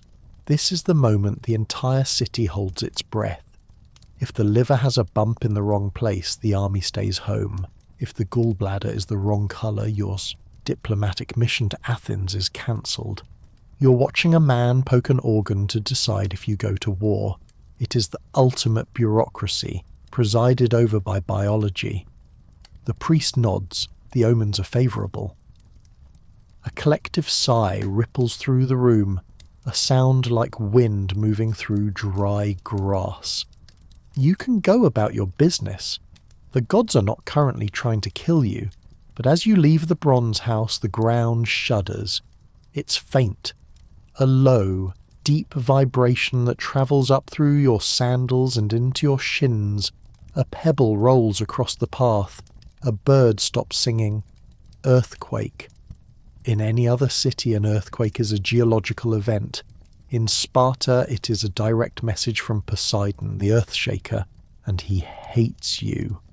Panic flares in your chest, cold, sharp, and immediate. You remember the great earthquake of 464 BC. You weren't born yet, but the stories are etched into your DNA. It leveled the city. It killed thousands. It cracked the gymnasium in half like a clay pot. And worse, the helots saw the walls fall and realized their masters were mortal. They revolted. It took 10 years to put them back down. You freeze. You look at the sky. You look at the ground. Is it happening again? The vibration stops. The bird starts singing again. Just a tremor. But the mood has shattered. The stoic masks of the men around you crack for a split second. You see the fear. It isn't fear of death. Dying is fine. Dying is glorious. It is fear of chaos. An earthquake breaks the lines. An earthquake means the gods have found a flaw in your discipline. You walk down the hill, your steps heavy. The sun is setting now, casting long bruised shadows across the valley. You pass a statue of Lycurgus, the lawgiver. He looks stern. He always looks stern. You wonder if he ever thought about earthquakes when he wrote the laws that forbade you from building real walls. Walls might fall, but at least they keep the wind out. You reach your home. The evening. Meal is meagre, barley cakes and a bit of cheese. You eat in silence. Your wife is weaving by the light of an oil lamp. The loom clicks and clacks, a steady mechanical rhythm. Click, clack, click, clack. It sounds like time running out. You lie down on your reeds. The night air is cooling rapidly, settling into the valley like water filling a bowl. You pull your cloak up to your chin. You close your eyes, but you can still feel the phantom vibration of the earth in your bones. You are a Spartan. You are part of the greatest military machine the world has ever seen. You fear nothing except the ground beneath your feet and the moon and bad livers. The tremor has passed, but the day moves on. You have duties that do not involve standing in a temple and worrying about tectonic plates. You have to go shopping. Now, in any other civilization on Earth, Rome, Persia, even those chatty philosophers in Athens, shopping is a simple affair. You take a small pouch of silver, drachmas, maybe a few gold darics if you're feeling fancy, and you stroll through the market. The coins jingle pleasantly in your belt. They are light, they are shiny, they are convenient, but you are in Sparta. And in Sparta, convenience is a crime. You walk back to your house to gather your funds. You don't look for a coin purse, you look for a cart. Or at least a very sturdy sack and a strong back. Because Lycurgus, the legendary lawgiver who designed this entire city as a torture chamber for the human spirit, decided that money was the root of all corruption. He couldn't ban trade entirely. People need to eat. So he did the next best thing. He made money so incredibly annoying that nobody would want to be rich. He banned gold, he banned silver, and he replaced them with pellinors. You open a wooden chest in the corner of your room. Inside there is no glitter. There is just a pile of black, pitted, rusty iron rods. They look like skewers for a giant's barbecue. These are your coins. Each one weighs about £1 and is worth almost nothing. To buy a single cow you would need a wagon. To buy a new cloak you need to carry a bundle of iron heavy enough to drown a man. You pick up a bundle of 10 rods. The iron is cold and rough against your skin. It leaves a reddish-brown stain of rust on your hands. It smells like old blood and wet earth. And there's a final petty twist to this currency. When the iron was red hot, it was quenched in vinegar. This made the metal brittle and useless. You can't even melt your money down to make a sword or a plough. It is intentionally broken garbage, and it is the only thing you can use to buy olive oil. You hoist the bundle onto your shoulder. It clanks loudly. Clang, clang. You sound like a prisoner dragging chains. You walk out into the street. You pass a neighbour doing the same thing. You nod to each other. Two wealthy men burdened by the sheer weight of your poverty. You head toward the outskirts of the city, to the market of the perioikoi. These are the dwellers around, the free men who live in Laconia but aren't citizens. They aren't part of the agoge. They don't eat the black broth. They are merchants, potters, smiths. They handle the money because your hands are too pure for commerce. The market is the only place in Sparta with colour. The perioikoi wear tunics of blue and yellow. They sell pottery painted with scenes of, gasp, fun. You see a merchant from Githio selling dried fish. The smell is pungent, salty and sharp, cutting through the dry dust of the road. You approach a stall selling oil. You need oil for the gym, oil for your food, oil to scrape the dirt off your skin. The merchant is a short, round man. He looks soft. He smiles at you. You do not smile back. You're holding 20 pounds of iron bars and you're not in the mood. 2 jars, you say. That will be 15 spits, the merchant says cheerfully. You drop the bundle on his counter. It lands with a heavy, dull thud that threatens to crack the wood. The merchant sighs. He hates this money too. He has to store it in a warehouse the size of a barn just to make a living. He counts the bars, his hands turning black from the residue. Clank, clank, clank. While he counts, you look around. You see a few foreign visitors, maybe ambassadors from Athens or curious travellers. They are staring at the transaction with open mouths. They are whispering. You know what they are saying. They are laughing at the iron money. They think you are backward. They think you are foolish. Let them laugh. Can they march for 3 days on a handful of figs? Can they sleep on reeds? Can they hold the hot gates? No. They have soft coins and soft hands. You take your jars of oil. Their heavy, cool clay pressing against your chest. You leave the iron behind. You feel lighter physically, but the transaction leaves a strange taste in your mouth. It reminds you that there is a world outside this valley, a world where money shines, a world where you can buy a book, or a statue, or a silk robe without needing a mule team to pay for it. You walk back toward the city centre. The sun is lower now, the light turning that rich, heavy gold of late afternoon. You pass the Menelaean, the shrine to Menelaus and Helen perched on the ridge. Helen, the most beautiful woman in the world, the face that launched 1,000 ships. She was Spartan, you remember. Before she was Trojan, she was yours. And you wonder, carrying your oil in your rust-stained hands, if she left because of the love of Paris, or if she just got tired of using iron bars to buy her perfume. You reach your home. You set the oil down. You wipe the rust from your hands, but the smell lingers. Iron and vinegar. It is the scent of your life. The sun touches the mountain rim.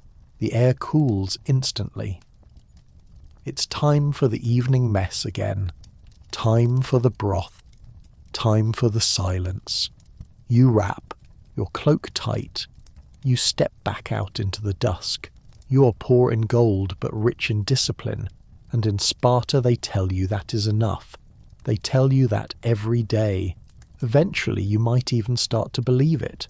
You have survived the shopping trip. You have survived the tremor. But now, as you walk back to the barracks for the evening meal, you see a sight that stops even the most hardened Spartan in his tracks. A funeral. In other cities, death is a spectacle.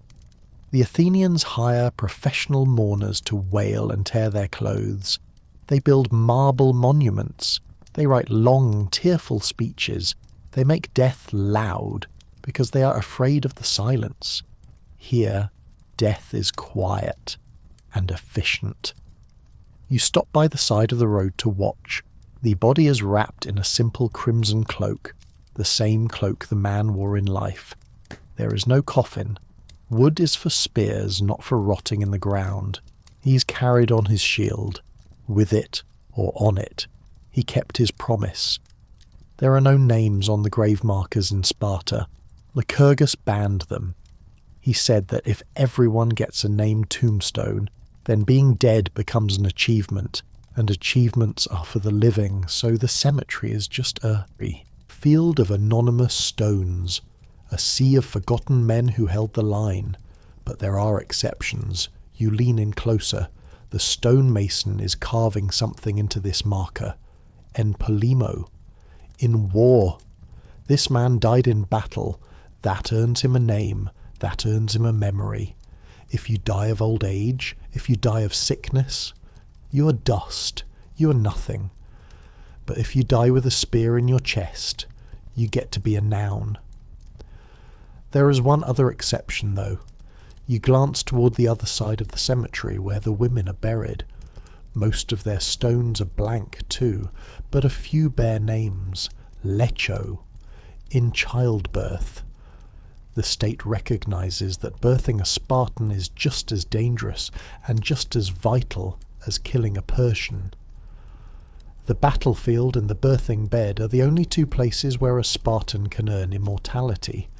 Everyone else is just compost for the olive trees. The procession moves on. There is no weeping. The mother of the dead man walks behind the shield. Her face is dry. Her eyes are hard. She looks proud. She has fulfilled her duty to the state. She produced a weapon, and that weapon broke doing exactly what it was designed to do. He had good form, Cleomenes mutters, standing beside you. He has joined you on the road. I saw him at Leuctra, held the right flank. He was slow on the turn, you reply. Not out of cruelty, but out of habit.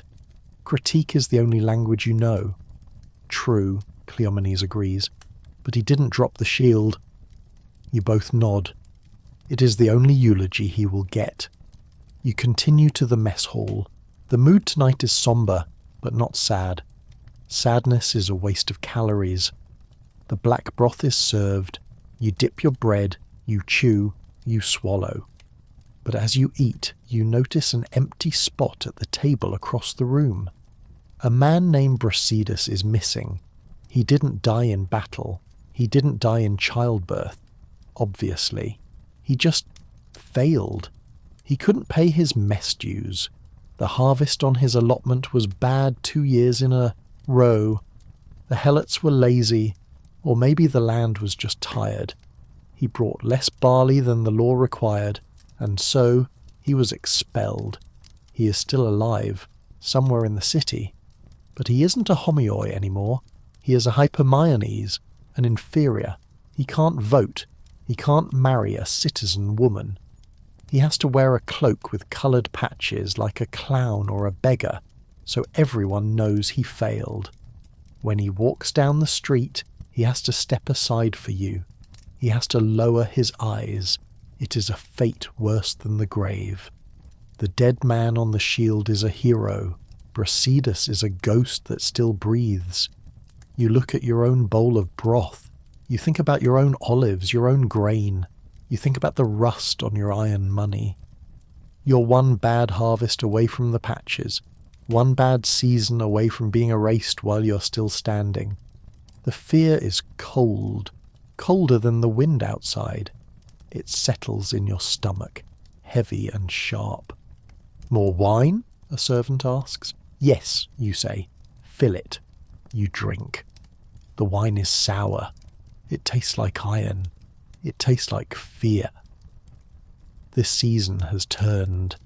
The biting cold of the valley winter, with its frost-rimmed reeds and shivering mornings, has been replaced by the sledgehammer of the Laconian summer.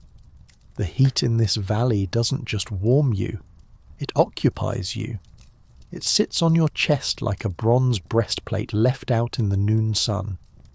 The air is thick, dry, and filled with a relentless screaming of cicadas, a sound that starts as a buzz and ends as a headache.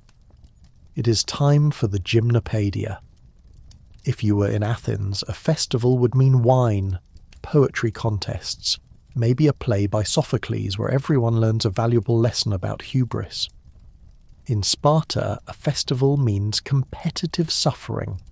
The gymnopaedia translates roughly to the Festival of Naked Youths, which sounds festive until you realise the rules. You're sitting in the theatron, a simple stone viewing area carved into the hillside. You have the privilege of shade because you are an elder, a geron. You sit with your heavy iron staff watching the arena below. Down there in the baking dust are the boys, hundreds of them, including your own son. They are naked, they are oiled, and they are dancing. But this isn't a waltz, it is a war dance. They move in perfect synchronized squares, mimicking the motions of battle, thrusting phantom spears, raising phantom shields. They chant hymns to Apollo, the god of light and order. The sound is rhythmic, guttural, a low thrum that vibrates in the hot air. Here is the catch. They have been dancing for hours. They will dance for days, and they are not allowed to stop.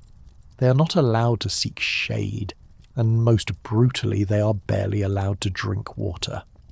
The point of the festival isn't to honour the gods through beauty, it is to honour the gods through heat stroke. It commemorates the Battle of the Champions, a fight where Spartans died hard. So, to honour them, the next generation must suffer hard. You watch your son.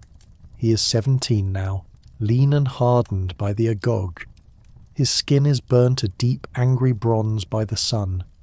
Sweat streams down his face, cutting channels through the dust. His eyes are glazed. He is staring at the back of the boy in front of him, locked in a trance of endurance. You see him stumble, just a fraction of an inch. His knee buckles. Your heart stops. Not with sympathy. Sympathy is illegal, but with fear. If he falls, if he passes out from the heat, he is shamed. You are shamed. The family line is stained. Steady, you whisper, though he cannot hear you over the chanting and the cicadas. He catches himself. He snaps back into rhythm. Stomp, thrust, stomp. The line holds. You exhale. You didn't realize you were holding your breath. But the gymnopedia isn't just about torturing the youth. It is also about shaming the adults. During a break in the dancing, a group of men is marched into the center of the arena. They are not naked. They are wearing tunics, but they look miserable. These are the agamoi, the bachelors. In Sparta, refusing to marry is a crime against the state. If you are of age and you haven't produced a child to hold a shield, you are a parasite. The bachelors are forced to march around the arena in a circle. As they walk, they have to sing a song they wrote themselves, and the lyrics are essentially, "We are idiots. We have failed our duty. We deserve this shame." It is a public humiliation ritual set to music. The crowd jeers. The old men mock them. Even the children point and laugh. It is the state weaponizing social awkwardness to force procreation. You see a man you know down there, a good soldier, brave in battle, but he never found a wife. Maybe he was shy. Maybe he was unlucky. It doesn't matter. Today he is a clown. He walks with his head down, singing his apology song while the sun beats on his neck. You feel a twinge of pity, which you immediately squash. Pity is for Athenians. The dancing resumes, the heat intensifies, the smell of the arena drifts up to you. A potent cocktail of unwashed bodies, stale oil, hot dust, and the metallic tang of exhaustion. It is the scent of Sparta distilled. As the afternoon drags on, a boy in the third row finally collapses. He goes down silently, folding like a wet cloth. Two older men drag him off the field by his arms. His heels drag in the dirt. The line of dancers closes the gap instantly. They do not look down. They do not stop chanting. The machine repairs itself in real time. You watch until the sun begins to dip. The sky turns the colour of a bruised plum. The temperature drops 5 degrees, which feels like a blessing from Apollo himself. The day ends. Your son is still standing. He did not fall.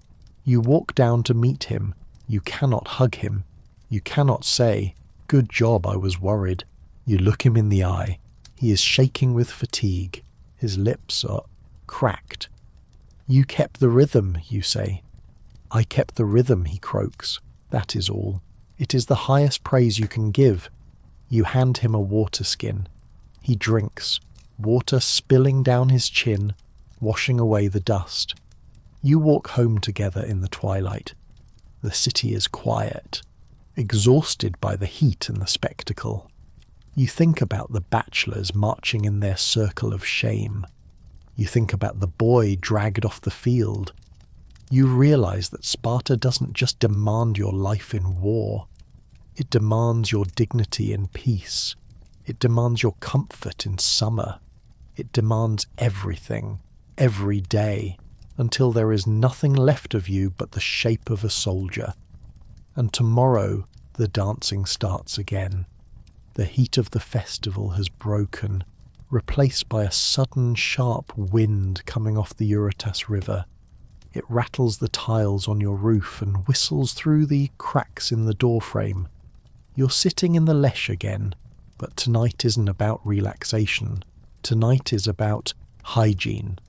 Not washing your body. Spartans only do that when absolutely necessary, but washing the city. It is time for a xenolasia.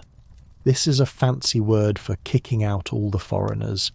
You see, Sparta has a problem. It is perfect. The laws are perfect. The discipline is perfect. The black broth is, well, it's nutritious. But the rest of the world is messy. It is full of soft beds, gold coins, philosophy, and people who talk about their feelings. And like a virus, these things can spread.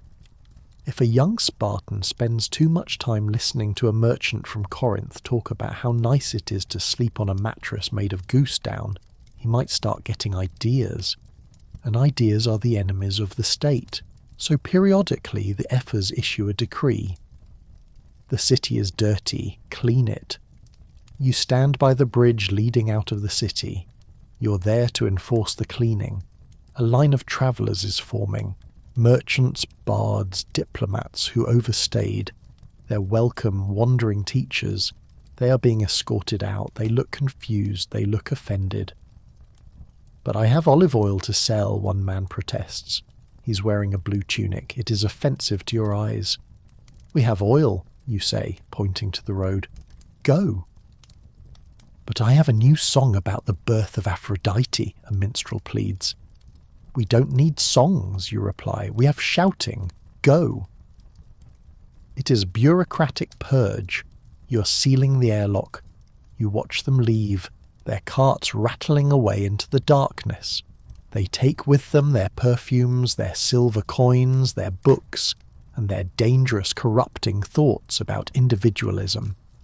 As the last cart disappears around the bend of the mountain road, you feel a strange sensation. It is relief mixed with claustrophobia. The valley is sealed again. The contagion is gone. You are safe from the threat of comfortable shoes and poetry. You walk back toward your estate. The wind is picking up, blowing dust into us. Your eyes. You pull your cloak tight. You pass the house of a neighbour, a man named Brasidas, a popular name. He was once a great soldier, but he came back from a diplomatic mission to Athens acting strange. He started cutting his meat into smaller pieces. He started bathing with warm water. The ephors watched him. The neighbours watched him. Eventually he stopped. The pressure of the collective gaze crushed the Athenian out of him. Now he sits in the dark like everyone else, eating his blood soup and staring at the wall.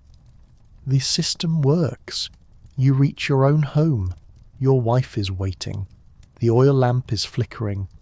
There is a tension in the room that has nothing to do with foreign merchants. It is the helot. Your household servant, a man named Stelios, is pouring wine. He is a Messenian. His grandfather was a king, or so the whispers say. Now Stelios wears a dogskin cap, the mark of a slave. He moves silently. He keeps his eyes on the floor, but you can feel his presence. It is a heavy, silent weight in the room. There are 7 of them for every one of you. You remember the Cryptia nights, hiding in the ditch with your dagger. You remember the fear. But here, in your own home, you cannot show fear. You have to show dominance. The wine is too watered, you say. It isn't. It is exactly the standard mix, but you have to remind him that he is wrong and you are right. Apologies, master, Stelios says. His voice is flat, void of emotion. Is he plotting? Is he thinking about the knife on the table? Or is he just tired, like you? You don't know. You can never know. That is the price of owning people. You have to live with them. You have to sleep in the same house as the people who have every reason to kill you. Your wife dismisses him with a wave of her hand. She is fearless, or maybe she just acted better than you. The wind is cold tonight, she says, returning to her ledger. It is, you agree. You sit by the small hearth. The fire is dying. You could ask Stelios to bring more wood, but you don't want him back in the room. You want to be alone. You want to pretend, just for a moment, that you aren't a jailer living in the same cell as his prisoners. You stare into the embers. They glow red, fading to grey. You think about the foreigners leaving the city. They are probably camping on the road now, drinking wine that hasn't been watered down, laughing, telling stories. They are cold, yes, but they are free. You tighten your cloak. You check the position of your spear leaning against the wall, close enough to grab in a heartbeat. You always check. It's a reflex. The wind howls outside, scratching at the wooden shutters, like a creature trying to get in. Or maybe it's trying to get out. You close your eyes. The city is clean. The borders are closed. The mind is pure. And the night is very, very long. The wind died down overnight, leaving the morning air still and heavy with the scent of pine resin. You sit on a wooden stool in the courtyard of your home. It is quiet, save for the scratching of a chicken in the dust near the gate. You have a small bronze mirror propped up against a stone, though the reflection is murky and distorted, like looking at yourself through the bottom of a wine glass. You aren't sharpening a spear today. You aren't checking the straps of your shield. You're doing something that, in any other culture, might be considered an act of pure vanity. You're doing your hair. In Sparta, hair is politics. If you are a helot, your head is shaved rough and close, often with a dull blade, leaving you looking jagged and exposed. It is a mark of servitude, a way to make sure that even from a distance you look smaller, weaker, less than. If you're a boy in the agoge, your hair is cropped short to prevent lice and to remind you that you haven't earned the right to have a personality yet. But you are a homioi. You are a wall of Sparta, and that means you have hair that flows down your back like a lion's mane. You dip your fingers into a jar of scented oil. Expensive, imported, one of the few luxuries the state allows because it serves a martial purpose. You work it into the strands. Your hair is greying now, streaked with iron and silver, but it is thick. You pick up a comb made of carved bone. It feels cool and smooth in your hand. You begin to comb, scrape, pull, scrape, pull. The rhythm is soothing. It is a moment of intense private focus. Lycurgus, the lawgiver who banned gold and fun, supposedly said that long hair makes a handsome man look noble and an ugly man look terrifying. You look in the bronze mirror. You aren't sure which category you fall into, but you definitely look dangerous. This ritual is famous. The world knows about it. Before the Battle of Thermopylae, a Persian scout rode close to the Spartan camp. He expected to see men building fortifications or sharpening swords, or maybe praying in terror. Instead, he saw the Spartans sitting on rocks combing their hair. He rode back to King Xerxes and reported that the Greeks were preparing for a beauty pageant. Xerxes laughed. He thought they were soft. He didn't understand. In Sparta, you don't groom yourself for a date. You don't groom yourself for a party. You groom yourself for the grave. Beautifying the body before battle is an act of defiance. It says, I am going to die, and I am going to look magnificent doing it. I value myself, even if you do not. You braid a section near your temple. Your fingers are calloused, clumsy with delicate tasks, but muscle memory takes over. You tie the end with a small leather thong. You repeat the process on the other side. Your wife walks into the courtyard. She stops and watches you. In Athens, a wife might offer to help, might turn this into a moment of intimacy. Here, she just inspects your work. "It's uneven on the left," she says. You pause. You look in the mirror. She's right. "The wind caught it," you mutter. "Fix it," she says. You look like a Thracian. Thracians are barbarians. This is a stinging insult. You undo the braid and start again. She nods, satisfied that standards are being maintained, and walks away to yell at a helot about the cheese inventory. You finish. You let the hair fall loose over your shoulders, framing your face. You feel the weight of it, heavy and oily. It traps the heat of the sun. It smells of olives and dust. You stand up. You wrap your red cloak around yourself. The red wool against the dark hair is striking. You look like a statue come to life, a monument to discipline and excessive hair care products. You walk out into the street. Other men are emerging from their homes, their hair also glistening, their beards groomed. You nod to them. It is a brotherhood of the well-coiffed. But there is a dark underside to this glamour. As you walk toward the mess hall, you pass a hypomyans, a failed citizen, one of the inferiors. He's sitting in the dirt mending a sandal. He looks up at you. His face is unshaven, patchy. He's been forced to shave half his beard, just one vertical half, so that everyone who sees him knows he is a coward or a failure. He looks ridiculous. He looks broken. He sees your long, oiled hair. He sees your full beard. He looks down immediately. Your beauty is his shame. Your grooming is a weapon. In Sparta, even a hairbrush is a tool of psychological warfare. You reach the mess hall. The smell of blood soup greets you like an old, unwashed friend. You sit down. You throw your long hair back over your shoulders so it doesn't dip into the broth. "Your braids are tight today," Cleomenes observes. "We march for Tegea tomorrow," you reply.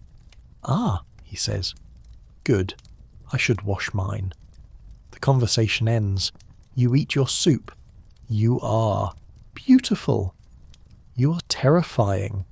And you are ready to die. The sun hasn't risen yet, but the city is vibrating. It's a low, thrumming sound like a hive of bees waking up in a hollow tree. It is the sound of 8,000 men checking their straps, tightening their sandals, and sliding their xiphos, that short leaf-shaped sword, into its sheath. You are marching to Tegea. In any other city-state, a march to war is a moment of high anxiety. Wives weep and tear their clothes.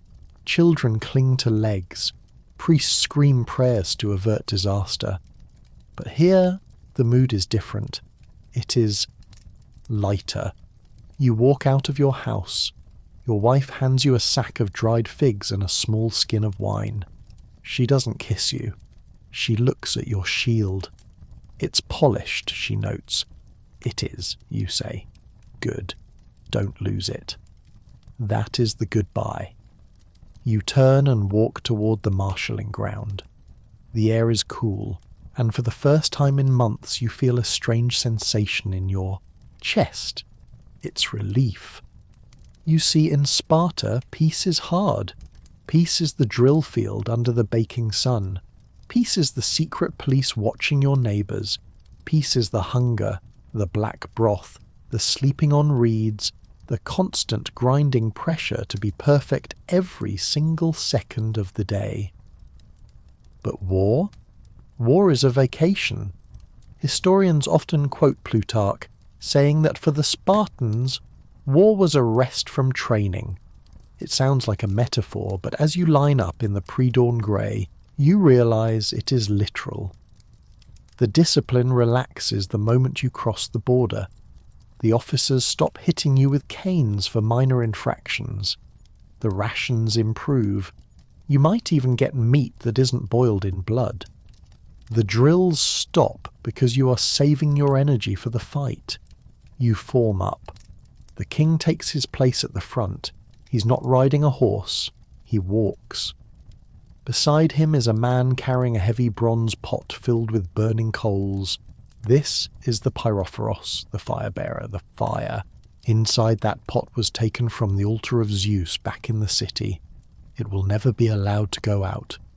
It is the soul of Sparta carried into foreign lands. If the fire dies, the army turns around. No questions asked. The column begins to move. Thud, thud, thud. There is no talking, but there is music. The aulits, the flute players, strike up the Castorian melody. It is high, piercing, and terrifyingly calm. It isn't a song to pump you up. It is a song to keep you in step. A rhythmic trance. You march north, leaving the valley of the Eurotas behind. The road winds up into the hills. The dust rises, coating your legs in grey powder. You pass the boundary markers, the Hermae, piles of stones that mark where Sparta ends and the rest of the world begins. The king halts the column. It is time for the Diavaterion, the border-crossing sacrifice. This is the final check. The king sacrifices a goat to Zeus and Athena.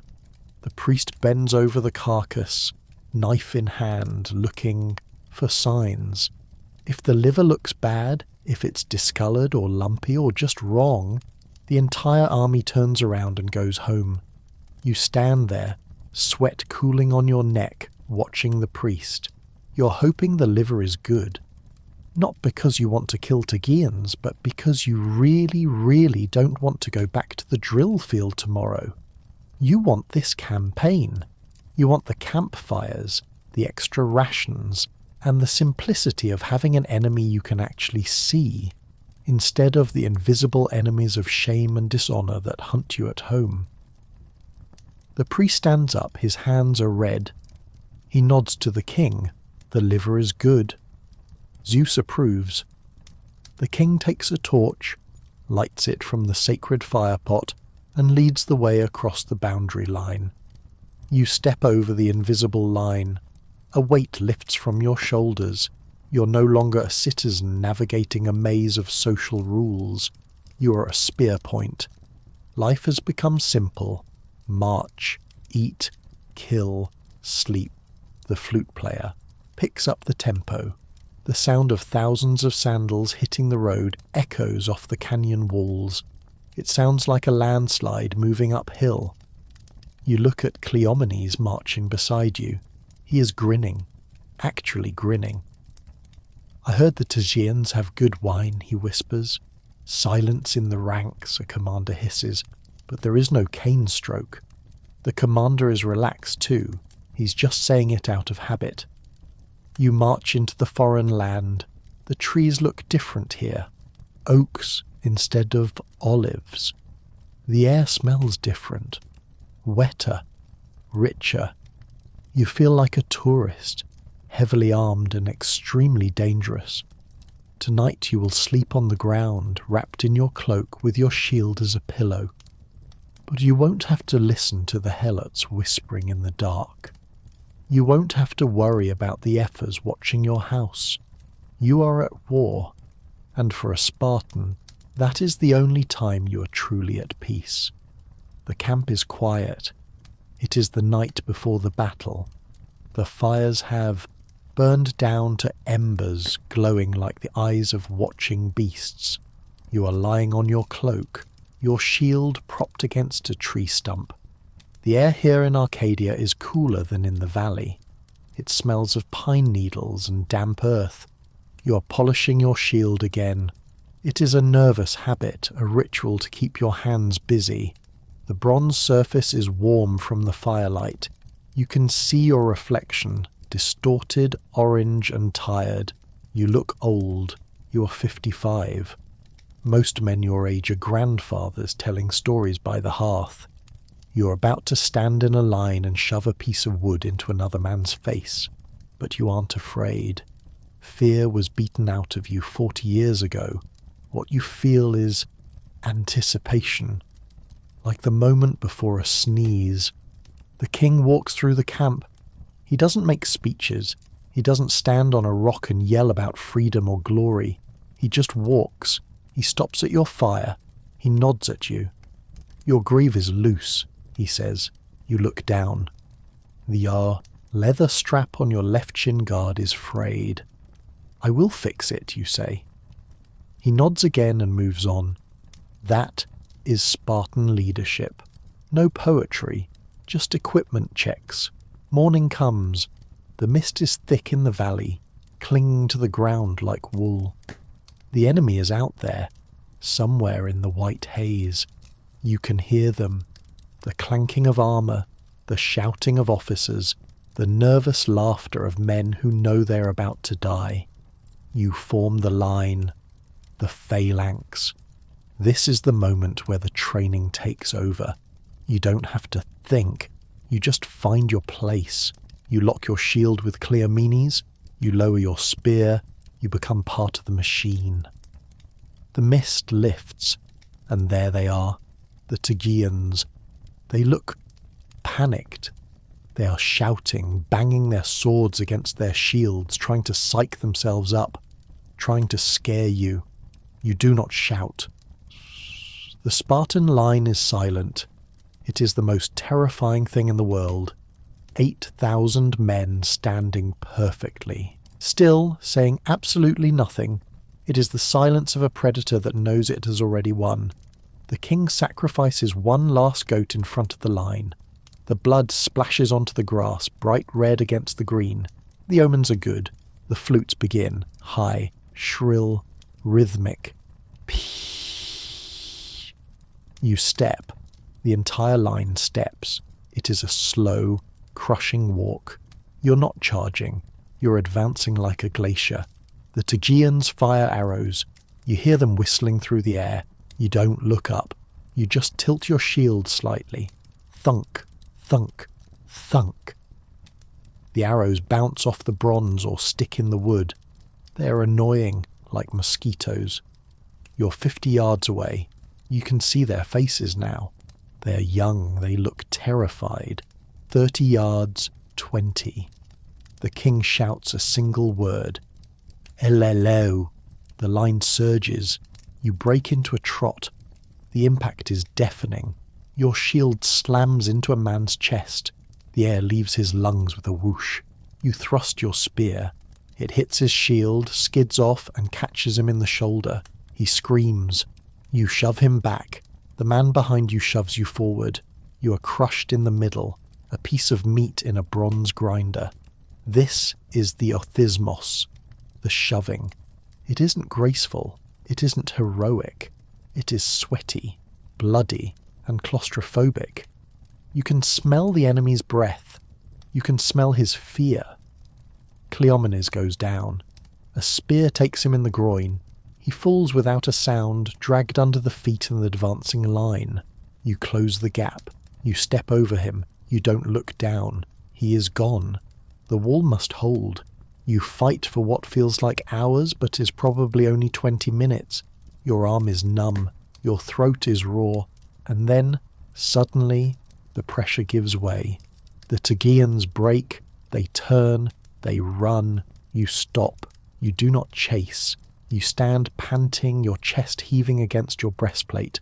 The flute player stops. The silence returns, heavier than before. You look down. Cleomenes is dead. His face is pressed into the dirt. His shield is still locked in his grip. You feel a pang of something. Not grief. Grief is for Athenians. It is annoyance. Now you will have to train a new man to stand on your right. It will take weeks to get the rhythm right. The king walks back through the lines. He is covered in blood, none of it his own. Breakfast, he says. You sit down on the grass next to the body of your friend. You open your sack of figs. You eat. The sun is warm. The war is over for today. And you realize with a jolt of dark humor that this was the most relaxing morning you've had in years. You return to Sparta. The victory is noted but not celebrated. There are no parades, no triumphant arches. The effers simply nod, record the new tribute payments in their ledgers, and tell everyone to go back to work. But for you, things are different now. Cleomenes is gone. The man who stood on your right for 30 years, the man whose breathing rhythm you knew better than your own heartbeat, is just absent. You walk to the mess hall for the evening meal, and there is a gap at the table. A young man, barely 20, has been assigned to fill it. He looks nervous. He eats his black broth too quickly, spilling a drop on his chin. You stare at him. He freezes. "Wipe your face," you say. He wipes it, his hand trembling. You miss Cleomenes. You miss his whistling nose. You miss his cynicism. But you don't say that. Instead, you ask the boy his name. "Astinos," he says. "Astinos," you repeat. "Keep your shield up tomorrow. If you drift right, I will hit you with my spear butt." "Yes, sir." Life reassembles itself around the hole left by the dead. The phalanx repairs itself. The city repairs itself. But you are noticing something new. You're getting older. The aches in your joints don't fade after a day of rest anymore. They linger, a dull, throbbing reminder of every drill, every march, every cold night on the reed beds. Your eyesight is blurring at the edges. When you look at the distant mountains, they are hazy, like a memory. You're approaching 60, the end of military service. In Sparta, retirement isn't a reward, it's a terrifying existential crisis. For your entire life, your worth has been measured in your ability to hold a heavy piece of wood and push against other men. When you turn 60, you're no longer required to fight. You're no longer required to drill. You're released from the machine.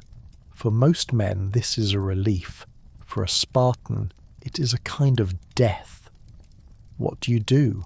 You can't farm. That's for helots. You can't trade. That's for perioikoi. You can't create art or write poetry. That's for weaklings. You can advise. You can yell at the younger men. You can sit in the lesh and complain. You begin to dread your birthday. You train harder, trying to prove that you still have it. You run the stadium track until your lungs burn and black spots dance in your vision. The younger men watch you with a mix of respect and pity. "Look at the old wolf," they whisper, still trying to bite. One evening you return home to find your wife waiting. She's holding a new cloak. It is finely woven, thicker than your regulation cloak. It looks warm. "For winter," she says. "I have a cloak," you say. "That cloak is a rag," she replies. "You're not a recruit anymore. You're a geron. Dress like one." You take the cloak. It is heavy. It feels like surrender. That night you lie on your reeds, but you pull the new cloak over you. It is warm. Unbearably, wonderfully warm. You sleep deeply for the first time in years, and when you wake up you feel a strange sensation in your chest. Guilt. You enjoyed the warmth. You're going soft. The system is failing. Or maybe, just maybe, the system was insane to begin with. You push the thought away. You stand up. You pick up your shield. It feels heavier today, but you lift it anyway. Because you are Spartan. And Spartans do not retire. They just wait for a battle they can't win. The year is 398 BC, or thereabouts. Dates in Sparta are hazy, measured more by which king died or which war started than by numbers. You are officially 60. The state has released you. You hand in your heavy shield, the aspis, to the armory. The young man who takes it looks at the dents, the scratches, the dried blood stain near the rim that you never quite scrubbed off. He looks at you with awe. You feel like you're handing over a limb. You walk out of the barracks for the last time as a soldier. You are still a citizen, still a homioi, but you feel lighter, dangerously so. Without the weight of the armor, you feel like a strong wind could blow you away. You go home. Your wife is there. She looks at you. She doesn't say, "Welcome home." She says, "The helots in the northern orchard are stealing figs again. Go deal with it." So your retirement is essentially becoming a glorified security guard for your own property. You take a walking stick, heavy oak, knotty and hard, and you walk to the orchard. The sun is hot but not unbearable. You find the helots. They are picking figs. When they see you, they freeze. They know who you are.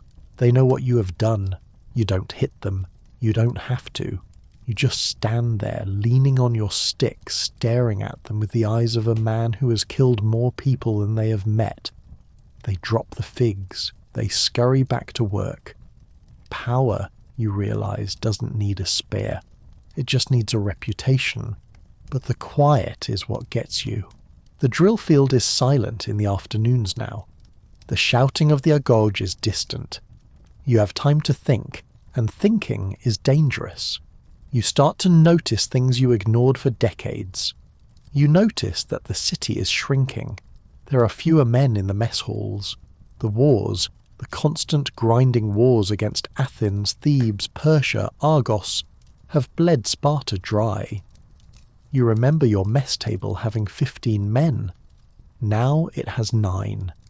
The empty seats aren't being filled because there aren't enough babies. The ones that survive the inspection at birth often die in the agoge or in the first skirmish. You notice the wealth inequality. The laws of Lycurgus said everyone should be equal, but that was a lie.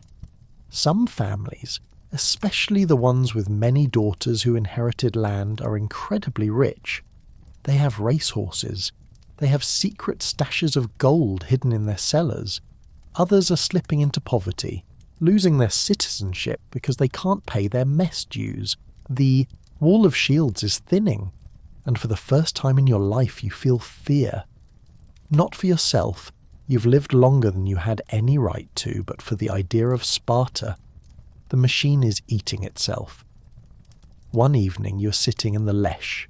An old friend, a man named Lysander, not the famous one, just a guy named Lysander, leans in close. "Have you heard?" he whispers. "The Ephors are talking about letting the helots buy their freedom, to serve in the army." You stare at him. That is madness. That is the end. "It is necessity," he says grimly. "We don't have the men." You look out at the valley. The sun is setting, turning the Eurotas River into a vein of molten copper. It is beautiful. It is harsh. It is dying. You go home, you eat your cheese, you drink your wine, you lie down on your bed, which now has a thin wool mattress because your wife insisted and you were too tired to argue. You dream of the phalanx. You dream of the thud, thud, thud of the march. In the dream you look to your right to see Cleomenes, but he isn't there. You look to your left. No one. You look behind you. Empty. You're standing alone on the field, holding your shield against a horizon filled with enemies. You wake up sweating. It is quiet. The rooster crows. You get up. You grab your stick. You go to watch the helots. Because that is all that is left. The years slide by, blurring together like the landscape seen from a moving chariot. You are 70 now. In Sparta, this makes you a myth. Young men look at you not just with respect, but with a kind of superstitious dread, as if touching the hem of your cloak might grant them invulnerability. You're a member of the Gerousia for life, which means you spend your days sitting on a stone bench, judging disputes over inheritance, and deciding which general gets to be exiled this week. But today, the routine breaks. A messenger arrives from the north. He is not running, he is limping. He is covered in dust and dried blood. He collapses in the centre of the agora. The news spreads faster than a fire in a dry olive grove. Thebes has marched. Epaminondas, the brilliant Theban general, has done the unthinkable. He has bypassed the Spartan army. He is not fighting on the border. He is marching here, into Laconia, into the valley that has never seen the smoke of an enemy camp. For the first time in centuries, the women of Sparta see the smoke of hostile fires on the horizon. Panic is not a Spartan emotion, but confusion is. The city has no walls, remember? Our men are our walls. Well, the men are mostly dead or deployed elsewhere. The wall is full of holes. You stand in the street. You are old. Your hands shake when you hold a cup. But you still have your spear. You still have your helmet, its horsehair crest moth-eaten and dusty. The elders meet. The debate is short. We fight, the king says. On the roofs, in the streets, we fight. You go home. Your wife is there. She is old too, her hair white, her face a map of wrinkles, but her eyes are the same, hard, flinty. Get your gear, she says. You put on the breastplate. It is tight. Your chest has sunk, your belly has softened. You struggle with the clasps. She helps you. Her hands are steady. Do not die in the house, she says. Die on the threshold. You walk out. The city is mobilizing, but it isn't the phalanx of your youth. It is a motley collection of old men, young boys who haven't finished training, and even some loyal helots who have been promised freedom if they fight. It is a desperate scrap metal army. You take a position near the bridge over the Eurotas. You can see them coming. The Theban army is massive. A sea of shields, deeper and wider than anything you have ever seen. They move with the discipline that used to be yours. They learned from you, and now they're coming to end you. The sun is setting. The enemy fires light up the far bank of the river. They're singing. Not the high, shrill flute songs of Sparta, but deep, boisterous songs of victory. You grip your spear. Your knuckles are white. You look at the man next to you. It is your grandson. He is 14. His helmet is too big. It keeps sliding over his eyes. Push it back, you say. He pushes the helmet back. He looks at you. He's terrified. Is this how it ends, grandfather? He asks. This is how it continues, you lie. Stand straight. Lock your shield. The night falls. You wait. The cold seeps into your bones deeper than ever before. You miss the reeds. You miss the black broth. You miss the boredom. You realize, standing there in the dark, that you spent your whole life preparing for war, but you never prepared for defeat. You never prepared for the idea that Sparta could be just another city, just another ruin in the dust. The Thebans do not cross the river that night. They wait. They know they have won. They burn the farmhouses on the far bank. You watch the flames eating the olive trees your father planted. You watch the smoke rise to blot out the stars. You do not sleep. You stand. You are the wall. But for the first time, you know the wall is going to fall. The morning breaks, not with a trumpet blast, but with the smell of smoke. The olive groves on the far side of the Eurotas are gone, turned into blackened stumps and grey ash. The Thebans are moving again. You can see their armour glinting in the pale light. They are testing the fords, looking for a way across. You stand with your grandson near the bridge. The air is thick with tension and soot. You look at the boy. He's gripping his spear so hard his hands are shaking. He isn't ready. None of them are.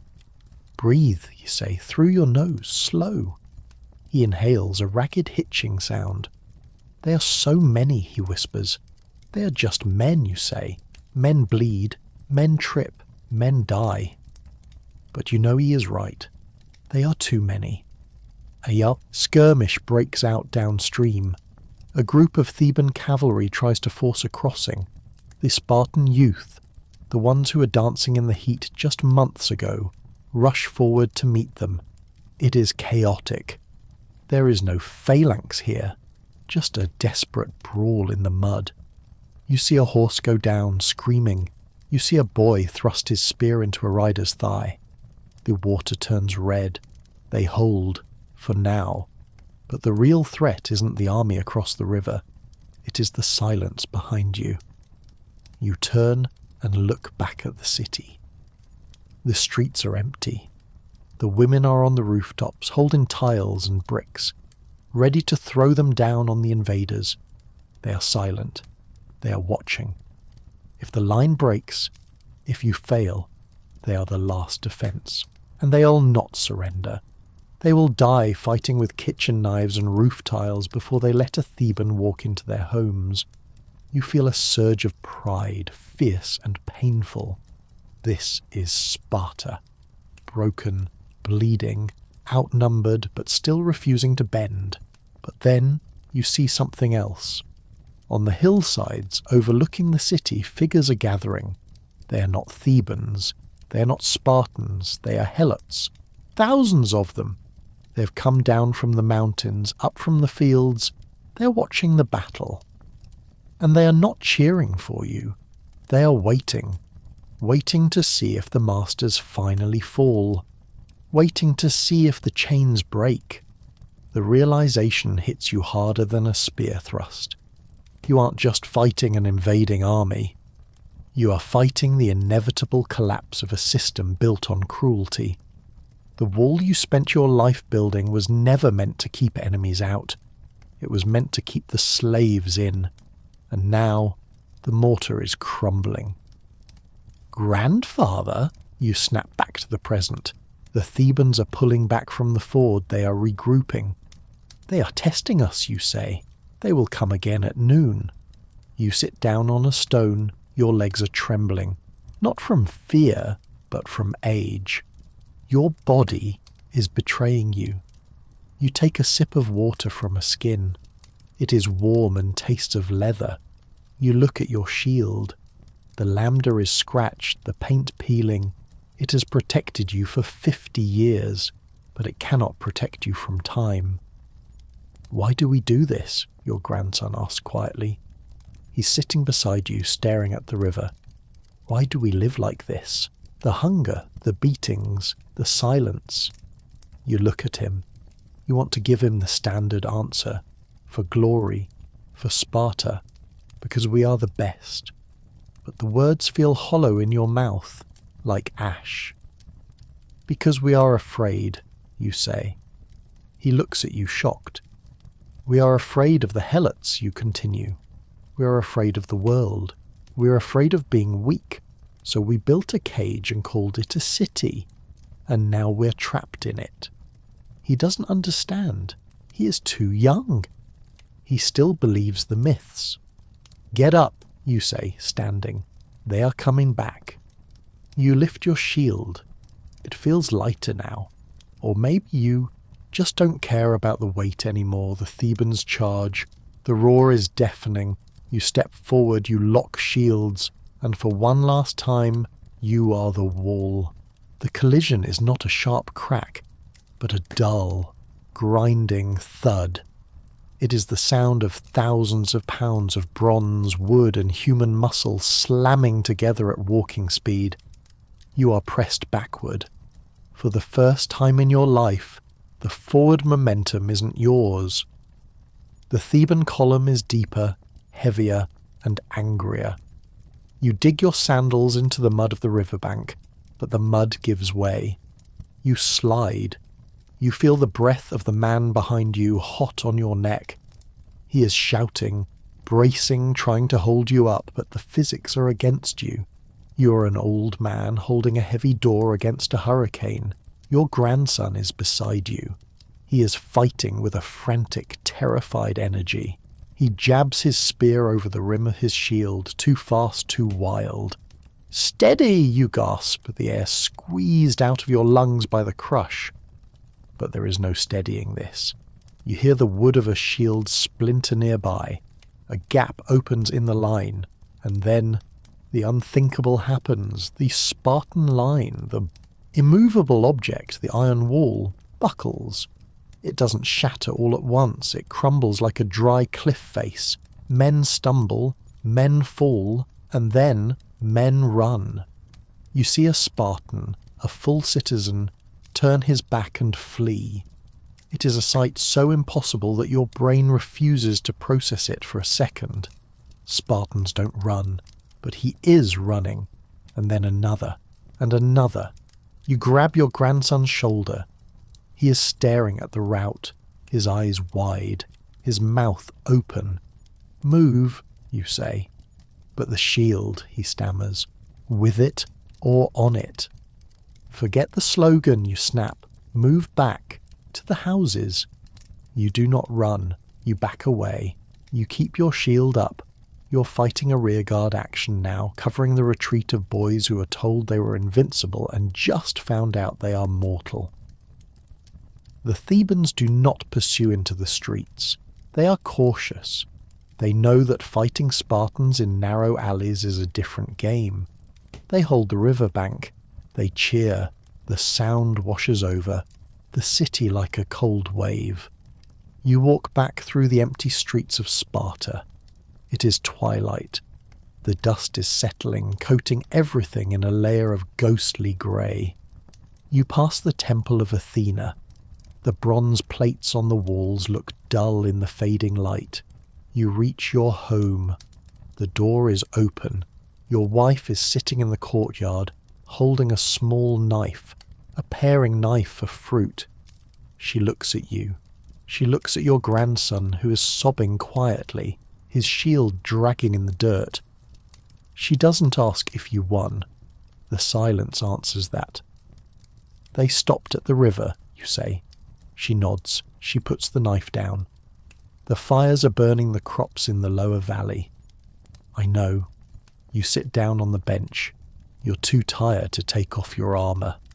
The weight of the breastplate is crushing your ribs, but you don't have the strength to undo the clasps. You just sit there, a metal shell containing an exhausted old man. This is the nightmare scenario. This is the thing the laws of Lycurgus were designed to prevent: the defeat, the invasion, the shame. But as you sit there, listening to the distant cheers of the Theban army and the weeping of your grandson, you notice something strange. The roof didn't collapse. The sky didn't fall. The earth didn't open up and swallow the city. You are alive. The air still smells of pine and smoke. The water in the jug still tastes cool. The myth is dead. Sparta is broken. But the people? The people are still here. You lean back against the wall. You close your eyes. "Stelios," you call out to the helot servant. He appears from the shadows. He looks at you. He knows. He knows the masters have lost. He knows the chains are loose. "Wine," you say, "unwatered." He pauses. For a second you think he might refuse. You think he might take that knife from the table. But he doesn't. He pours the wine. He hands it to you. His hand brushes yours. It is warm. "Thank you," you say. He blinks. You have never thanked him before. You drink. The wine is strong, dark and sweet. It tastes like the end of the world, and it isn't half bad. The night after the defeat is the longest night of your life. The city is holding its breath. The Thebans are camped just across the river, their fires outnumbering the stars. You can hear their songs loud and victorious. They are singing about Epaminondas, the man who broke the Spartan spine. But they don't cross. They don't burn the city. Why? Perhaps they fear the women on the roofs. Perhaps they respect the dying lion. Or perhaps they just want to let the humiliation sink in. You sit in your courtyard until dawn. The rooster crows. It sounds pathetic, a weak, scratchy noise in the silence. The sun rises on a new Sparta, a smaller, quieter, more fragile Sparta. You walk to the Lesh. The benches are half empty. Some men died at the river. Some are hiding in their homes, too ashamed to show their faces, the ones who are here. Sit in silence. There is no boasting today. No talk of how the youth are soft. The youth held the line longer than the veterans did. A messenger arrives. Not a runner this time, but a diplomat. Thebes has conditions. They are liberating Messenia. The room goes cold. Messenia. The breadbasket. The land where the helots grow the grain that feeds your black broth. The land your ancestors conquered 3 centuries ago and turned into a slave plantation. Without Messenia, there are no helots to farm. Without helots to farm, you have to farm. And if you have to farm, you cannot train. The system is over. We cannot accept, an old Geron whispers. His voice shakes. We have no choice, the king replies. He looks small without his armour. You leave the meeting, you walk out into the street. You see Stelios. He is standing by the gate looking toward the mountains in the west, toward Messenia, toward home. He sees you. He doesn't look down, he doesn't cower. He looks you in the eye. You are going, you say. It isn't a question. Yes, he says, the harvest isn't finished. Someone else will have to finish it. You want to be angry, you want to strike him. That is the reflex, that is the training. But your arm is heavy, your heart is heavy. Go, you say. He nods. He picks up a small bundle he has packed. He walks out the gate. He doesn't run. He walks with the steady, confident stride of a free man. You watch him go. You feel a strange lightness in your chest. The fear, the constant, gnawing fear of the uprising, the fear that made you sleep with a dagger, the fear that built the Cryptia, is gone. The worst has happened. The slaves are free. The empire is dead, and you are still standing. You walk back to your house. You pick up a hoe that was leaning against the wall, a tool you haven't touched since you were a child playing in the dirt. It is heavy, awkward in your hand. The handle is rough wood, not polished ash like a spear. You walk to the small garden patch in the back. The soil is dry and hard. You strike the ground. Thud. You strike again. Thud. It is hard work. It is humble work. It is the work of a helot. But as you break the earth, as you sweat under the morning sun without armour, without a shield, without an officer screaming in your ear, you realise something. The black broth tasted like blood because it was paid for in blood. Maybe, just maybe, if you grow your own food, it will taste like food. Your grandson comes out. He watches you. He looks confused. Grandfather? Grab a shovel, you say. We're planting onions. But the drill? There is no drill today, you say. Today, we eat what we earn. He hesitates. Then he picks up a shovel. You work together. The sun is hot. The dust rises. But this time, it isn't the dust of marching feet. It is the dust of planting. And for the first time in 70 years, the valley of Eurotas is quiet. The years after the fall of Messenia are quiet, but not peaceful. They are filled with a different kind of struggle, the struggle of identity. Sparta is shrinking. It is like an old man who has lost his teeth but still tries to bite. You are 80. You still sit in the Gerousia, but the debates have changed. They don't talk about conquering Athens anymore. They talk about buying grain. They talk about how to pay mercenaries because there aren't enough citizens left to form a phalanx. The iron money has finally been abandoned. Silver and gold flow into the city, brought by foreign kings who hire Spartans as bodyguards. The irony is bitter. You spent centuries banning wealth, only to end up as hired muscle for the highest bidder. Your house is different now. The rough timber beams are still there, but you've smoothed them down. You used a plane. It felt like a sin the first time. shaving the wood until it was soft to the touch. But the lawgiver Lycurgus is dead and his laws are dying with him. Why should you get splinters in your own home? Your grandson is a man now. He never became the soldier you were. He didn't have to. The agoge still exists, but it's a shadow of itself. The boys still steal cheese, but the whips don't crack as hard. There aren't enough boys to spare. You can't beat a child to death when he is one of only 3 born in the neighbourhood this year. He works the land with you. You grow olives. You press the oil yourself. It is golden and rich, and when you dip your bread into it, it tastes of sunlight, not vinegar. But the city is changing in other ways. Tourists are coming. Romans, they come from the west, these new conquerors. They wear togas.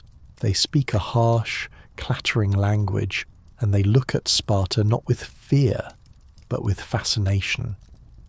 To them, you are a theme park, a living museum of toughness. You're sitting in the Lesh one afternoon, watching a group of Roman dignitaries tour the city. They are pointing at the simple houses, at the boys exercising in the dust. They are nodding appreciatively.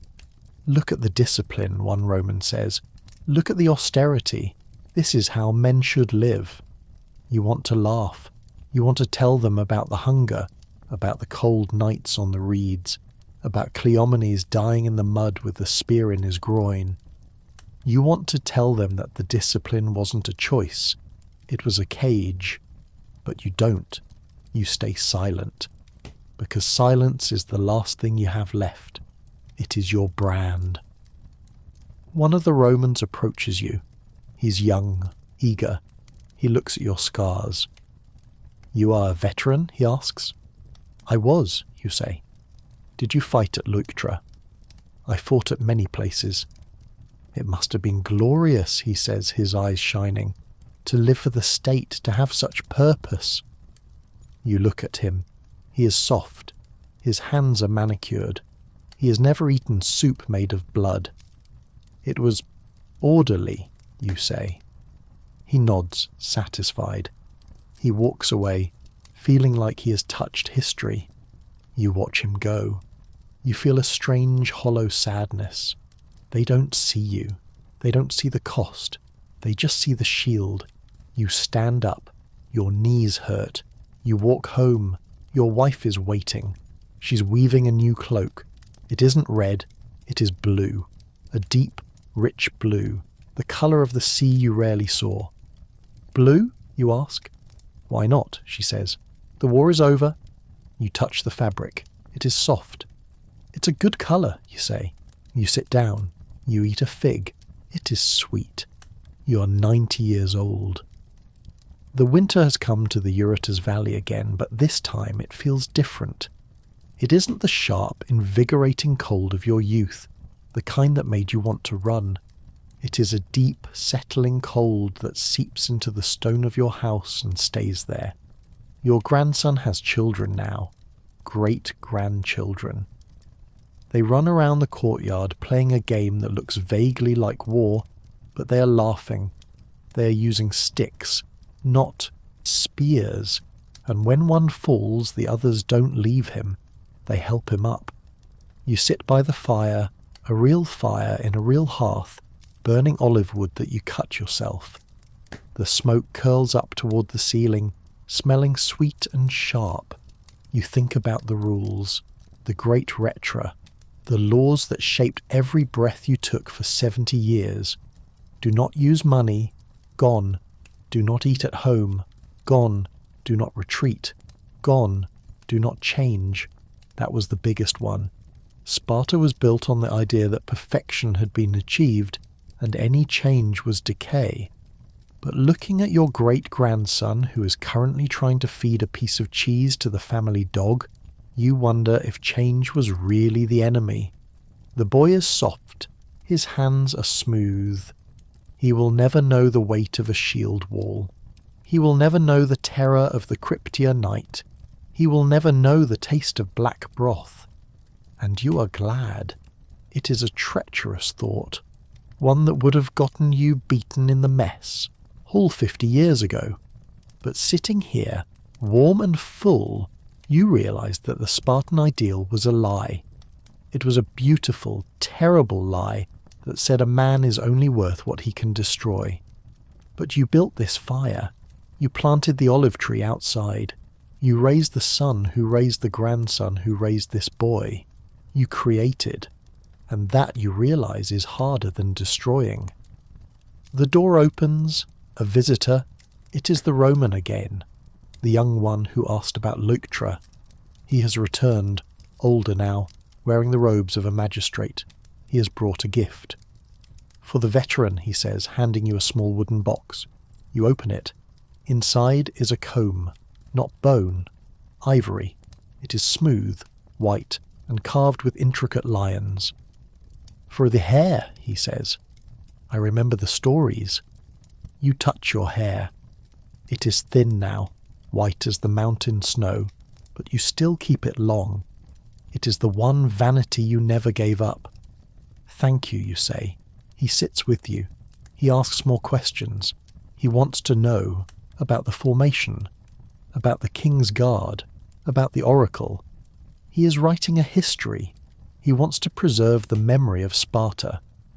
We were strong, you tell him. We were the wall. Yes, he says, writing on a wax tablet. The wall that never fell. You don't correct him. You don't tell him about the cracks. You don't tell him about the fear. You let him have the myth. It is all you have left to give. He leaves as the sun sets. You comb your hair with the ivory comb. It feels luxurious. It feels like a betrayal. It feels good. You lie down, not on reeds, on a wool mattress stuffed with straw. It is soft. You close your eyes. You listen to the wind. It sounds the same as it did when you were 7, shivering in the barracks. The wind doesn't care about laws or kings. It just blows. You drift. You're back on the field. You're young. Cleomenes is there. He is laughing. Shield up, he says. Shield up, you reply. But there is no enemy. Just the valley. Just the light. The river sounds louder today. Or perhaps the rest of the world has just gotten quieter. You sit on the stone bench outside your home, a place you've occupied for so long that the wood of the doorframe is worn smooth where your hand touches it. You are 95, or maybe 96. You stopped counting after the last king died. Sparta is busy today, but not with war. It is busy with a festival.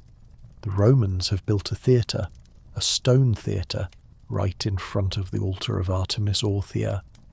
In your youth, that altar was a place of sacred, silent pain. It was where you stole cheese and took the lash without a sound. Now it is a stage. Crowds of tourists, Romans, travellers from Asia Minor, soft men in silk from Alexandria, sit on the stone steps. They cheer, they clap. They are waiting for the show, and the show is the whipping. Young Spartan boys, desperate to prove they are still the sons of Heracles, stand by the altar. They are whipped, they bleed, and the crowd gasps in delighted horror. Look at them, the tourists whisper. Look how tough they are. You watch from a distance. You do not go into the theatre. To you this isn't tradition. It is a pantomime. It is a ghost dancing for coins. In your day, the pain had a purpose. It was to prepare you for the shield wall. Now, there is no wall. There is only the performance of the wall. The boys bleed not to save the city, but to entertain the visitors who conquered it. You feel a deep, heavy exhaustion settle into your chest. It isn't sadness. Sadness implies you lost something. You didn't lose Sparta. Sparta simply dissolved, like salt in water. It is still there, but you can't hold it anymore. You stand up. It takes a long time. Your knees protest, a dry, grinding complaint. You grab your stick.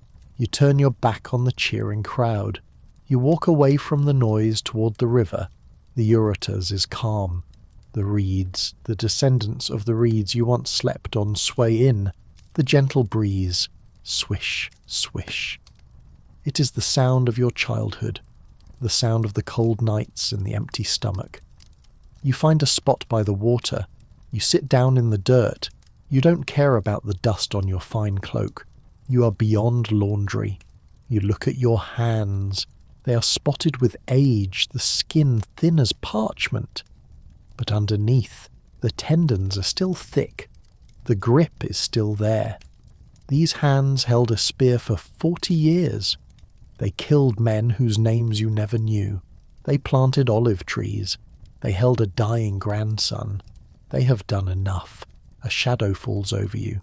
It is a dog. Not a hunting hound, just a stray, mangy and thin. It sniffs your sandal. In the old days, you would have kicked it away. A stray dog is a nuisance. A stray dog is disorder. But today you reach into your pouch. You find a piece of dried bread. You toss it. The dog snaps it up, chews quickly, and looks at you with gratitude. "You're welcome," you whisper. You look across. The river. The sun is dipping below the peaks of Tegetos. The light is turning purple again, that bruised, familiar colour of the Spartan dawn and the Spartan dusk. You remember the cold. You remember the shivering. You remember the fear that you weren't strong enough. And you realise, sitting there by the water, that you were strong enough. You survived the training. You survived the war. You survived the peace. You survived the Romans. You won. It wasn't the victory you were promised. You didn't conquer the world. You didn't die glorious and young. You won the long, slow, quiet victory of existing. The air grows cool. The dog curls up at your feet, seeking warmth. You let it stay. You pull your cloak tight. You close your eyes. You listen to the river. It doesn't sound like a march anymore. It sounds like a lullaby. The twilight deepens into night, and the last vestiges of heat fade from the stones beneath you. The river Eurotas flows on, a black ribbon, reflecting the indifferent stars. You're tired. It is a profound, marrow-deep tiredness that feels less like exhaustion and more like a gentle invitation. You think about your shield. It is hanging on the wall of your home, polished and silent. It will stay there when you are gone. Your great-grandson might look at it and wonder about the dents, the scratches, the weight of it. Or maybe he'll sell it to a Roman collector for a handful of silver coins. You realise you don't care. The shield did its job. It kept you alive long enough to sit here by the river, with a stray dog warming your feet. You close your eyes. The sounds of the festival have faded, replaced by the chirping of crickets and the rustle of the wind in the reeds. It is a peaceful sound. It is the sound of a valley that has forgotten the tramp of armies. You think about the rules, the agoge, the syssitia, the crypteia, the iron money, the black broth, the silence. They were cruel rules. They were hard rules. They broke men. They killed boys. They turned a city into a weapon. But they also forged you. They made you endure. They taught you that pain is just information, that hunger is just a feeling, that fear is just a shadow. They taught you to stand when everything else told you to fall. And now, at the end of it all, you're still standing, or sitting at least. You take a deep breath. The air smells of damp earth and cooling stone. It smells of home. You remember Cleomenes. You remember his laugh, the way he whistled through his nose. You remember your wife, her sharp eyes and her steady hands. You remember your son, sweating in the dust of the gymnopaedia. They're all gone now, but they're also here, in the dark, in the quiet. You feel a loosening in your chest. The knot of discipline, the tight coil of duty that you have carried for 90 years, finally begins to unravel. It is okay to rest now. The wall doesn't need to hold anymore. The enemy isn't coming. Or if they are, it doesn't matter. You have held the line long enough. You lean back against the tree. The bark is rough, familiar. You pull the blue cloak, the soft non-regulation cloak, tighter around your shoulders. Etane epitas, you whisper. With it or on it. You didn't come back on it. You walked back. You carried it until you couldn't carry it anymore, and then you hung it up. That counts. That has to count. The dog sighs in its sleep. The river murmurs. The stars wheel overhead, slow and silent, marking the passage of time that no Spartan law could ever stop. You let go. You let the darkness come. It isn't scary. It isn't cold. It is just quiet. And for the first time in your life, the silence doesn't feel like discipline. It feels like peace. The river flows on. It does not stop for kings, and it does not stop for you. The sound of the water becomes a hum, a vibration that travels through the ground and into your bones, replacing the ache with a strange floating lightness. You're drifting now. The iron rules, the heavy shields, the cold nights on the reeds, they are all unspooling, floating away downstream like leaves caught in the current. You feel the dog resting its head on your sandal. It is a heavy, comforting weight. You feel the rough bark of the tree against your back. You feel the cool air on your face, and then you feel nothing at all. The transition isn't a battle. It isn't a struggle. It is simply the final exhale of a long day. The wall comes down, not with a crash, but with a sigh. The sun rises the next morning over the Eurotas Valley. The light hits the water, turning it silver. The dog wakes up, stretches, and nudges your hand. When you don't move, it waits for a while, loyal to the end, before eventually wandering back toward the city to find the boy who feeds it cheese. Your grandson finds you later. He doesn't weep. He is a Spartan after all, even if a softer one. He sees that you're gone. He sees that you're sitting by the river looking toward the mountains. He sees that you look peaceful. They bury you in the red cloak. They carry you on the shield one last time. They place you in the earth without a marker, because you didn't die in battle. You died of time. You joined the anonymous ranks of the earth, the silent majority of Sparta who held the line so that history could remember the kings. And history does remember. Centuries pass. The buildings of Sparta crumble. The theatre where the tourists cheered falls into ruin, covered by grass and olive trees. The Roman tourists stop coming. The Byzantines arrive, then the Franks, then the Ottomans. The valley changes hands, changes names, changes gods. But the myth remains. People will tell stories about you. They will paint pictures of men with 8-pack abs and red capes screaming at the ocean. They will write movies where you fight monsters and giants.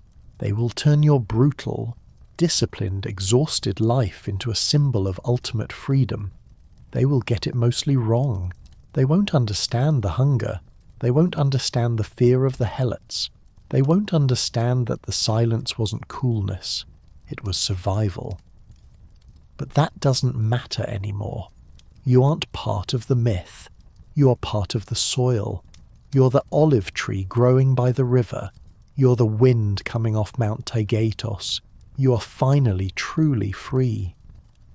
The nightmare of the drill field is over. The pressure of the shield is gone. The cold nights on the reeds are just a memory fading into the dark. So, as you lie there in your own bed, far away from the Eurotas Valley, take a deep breath. Feel the softness of your pillow. Feel the warmth of your blankets.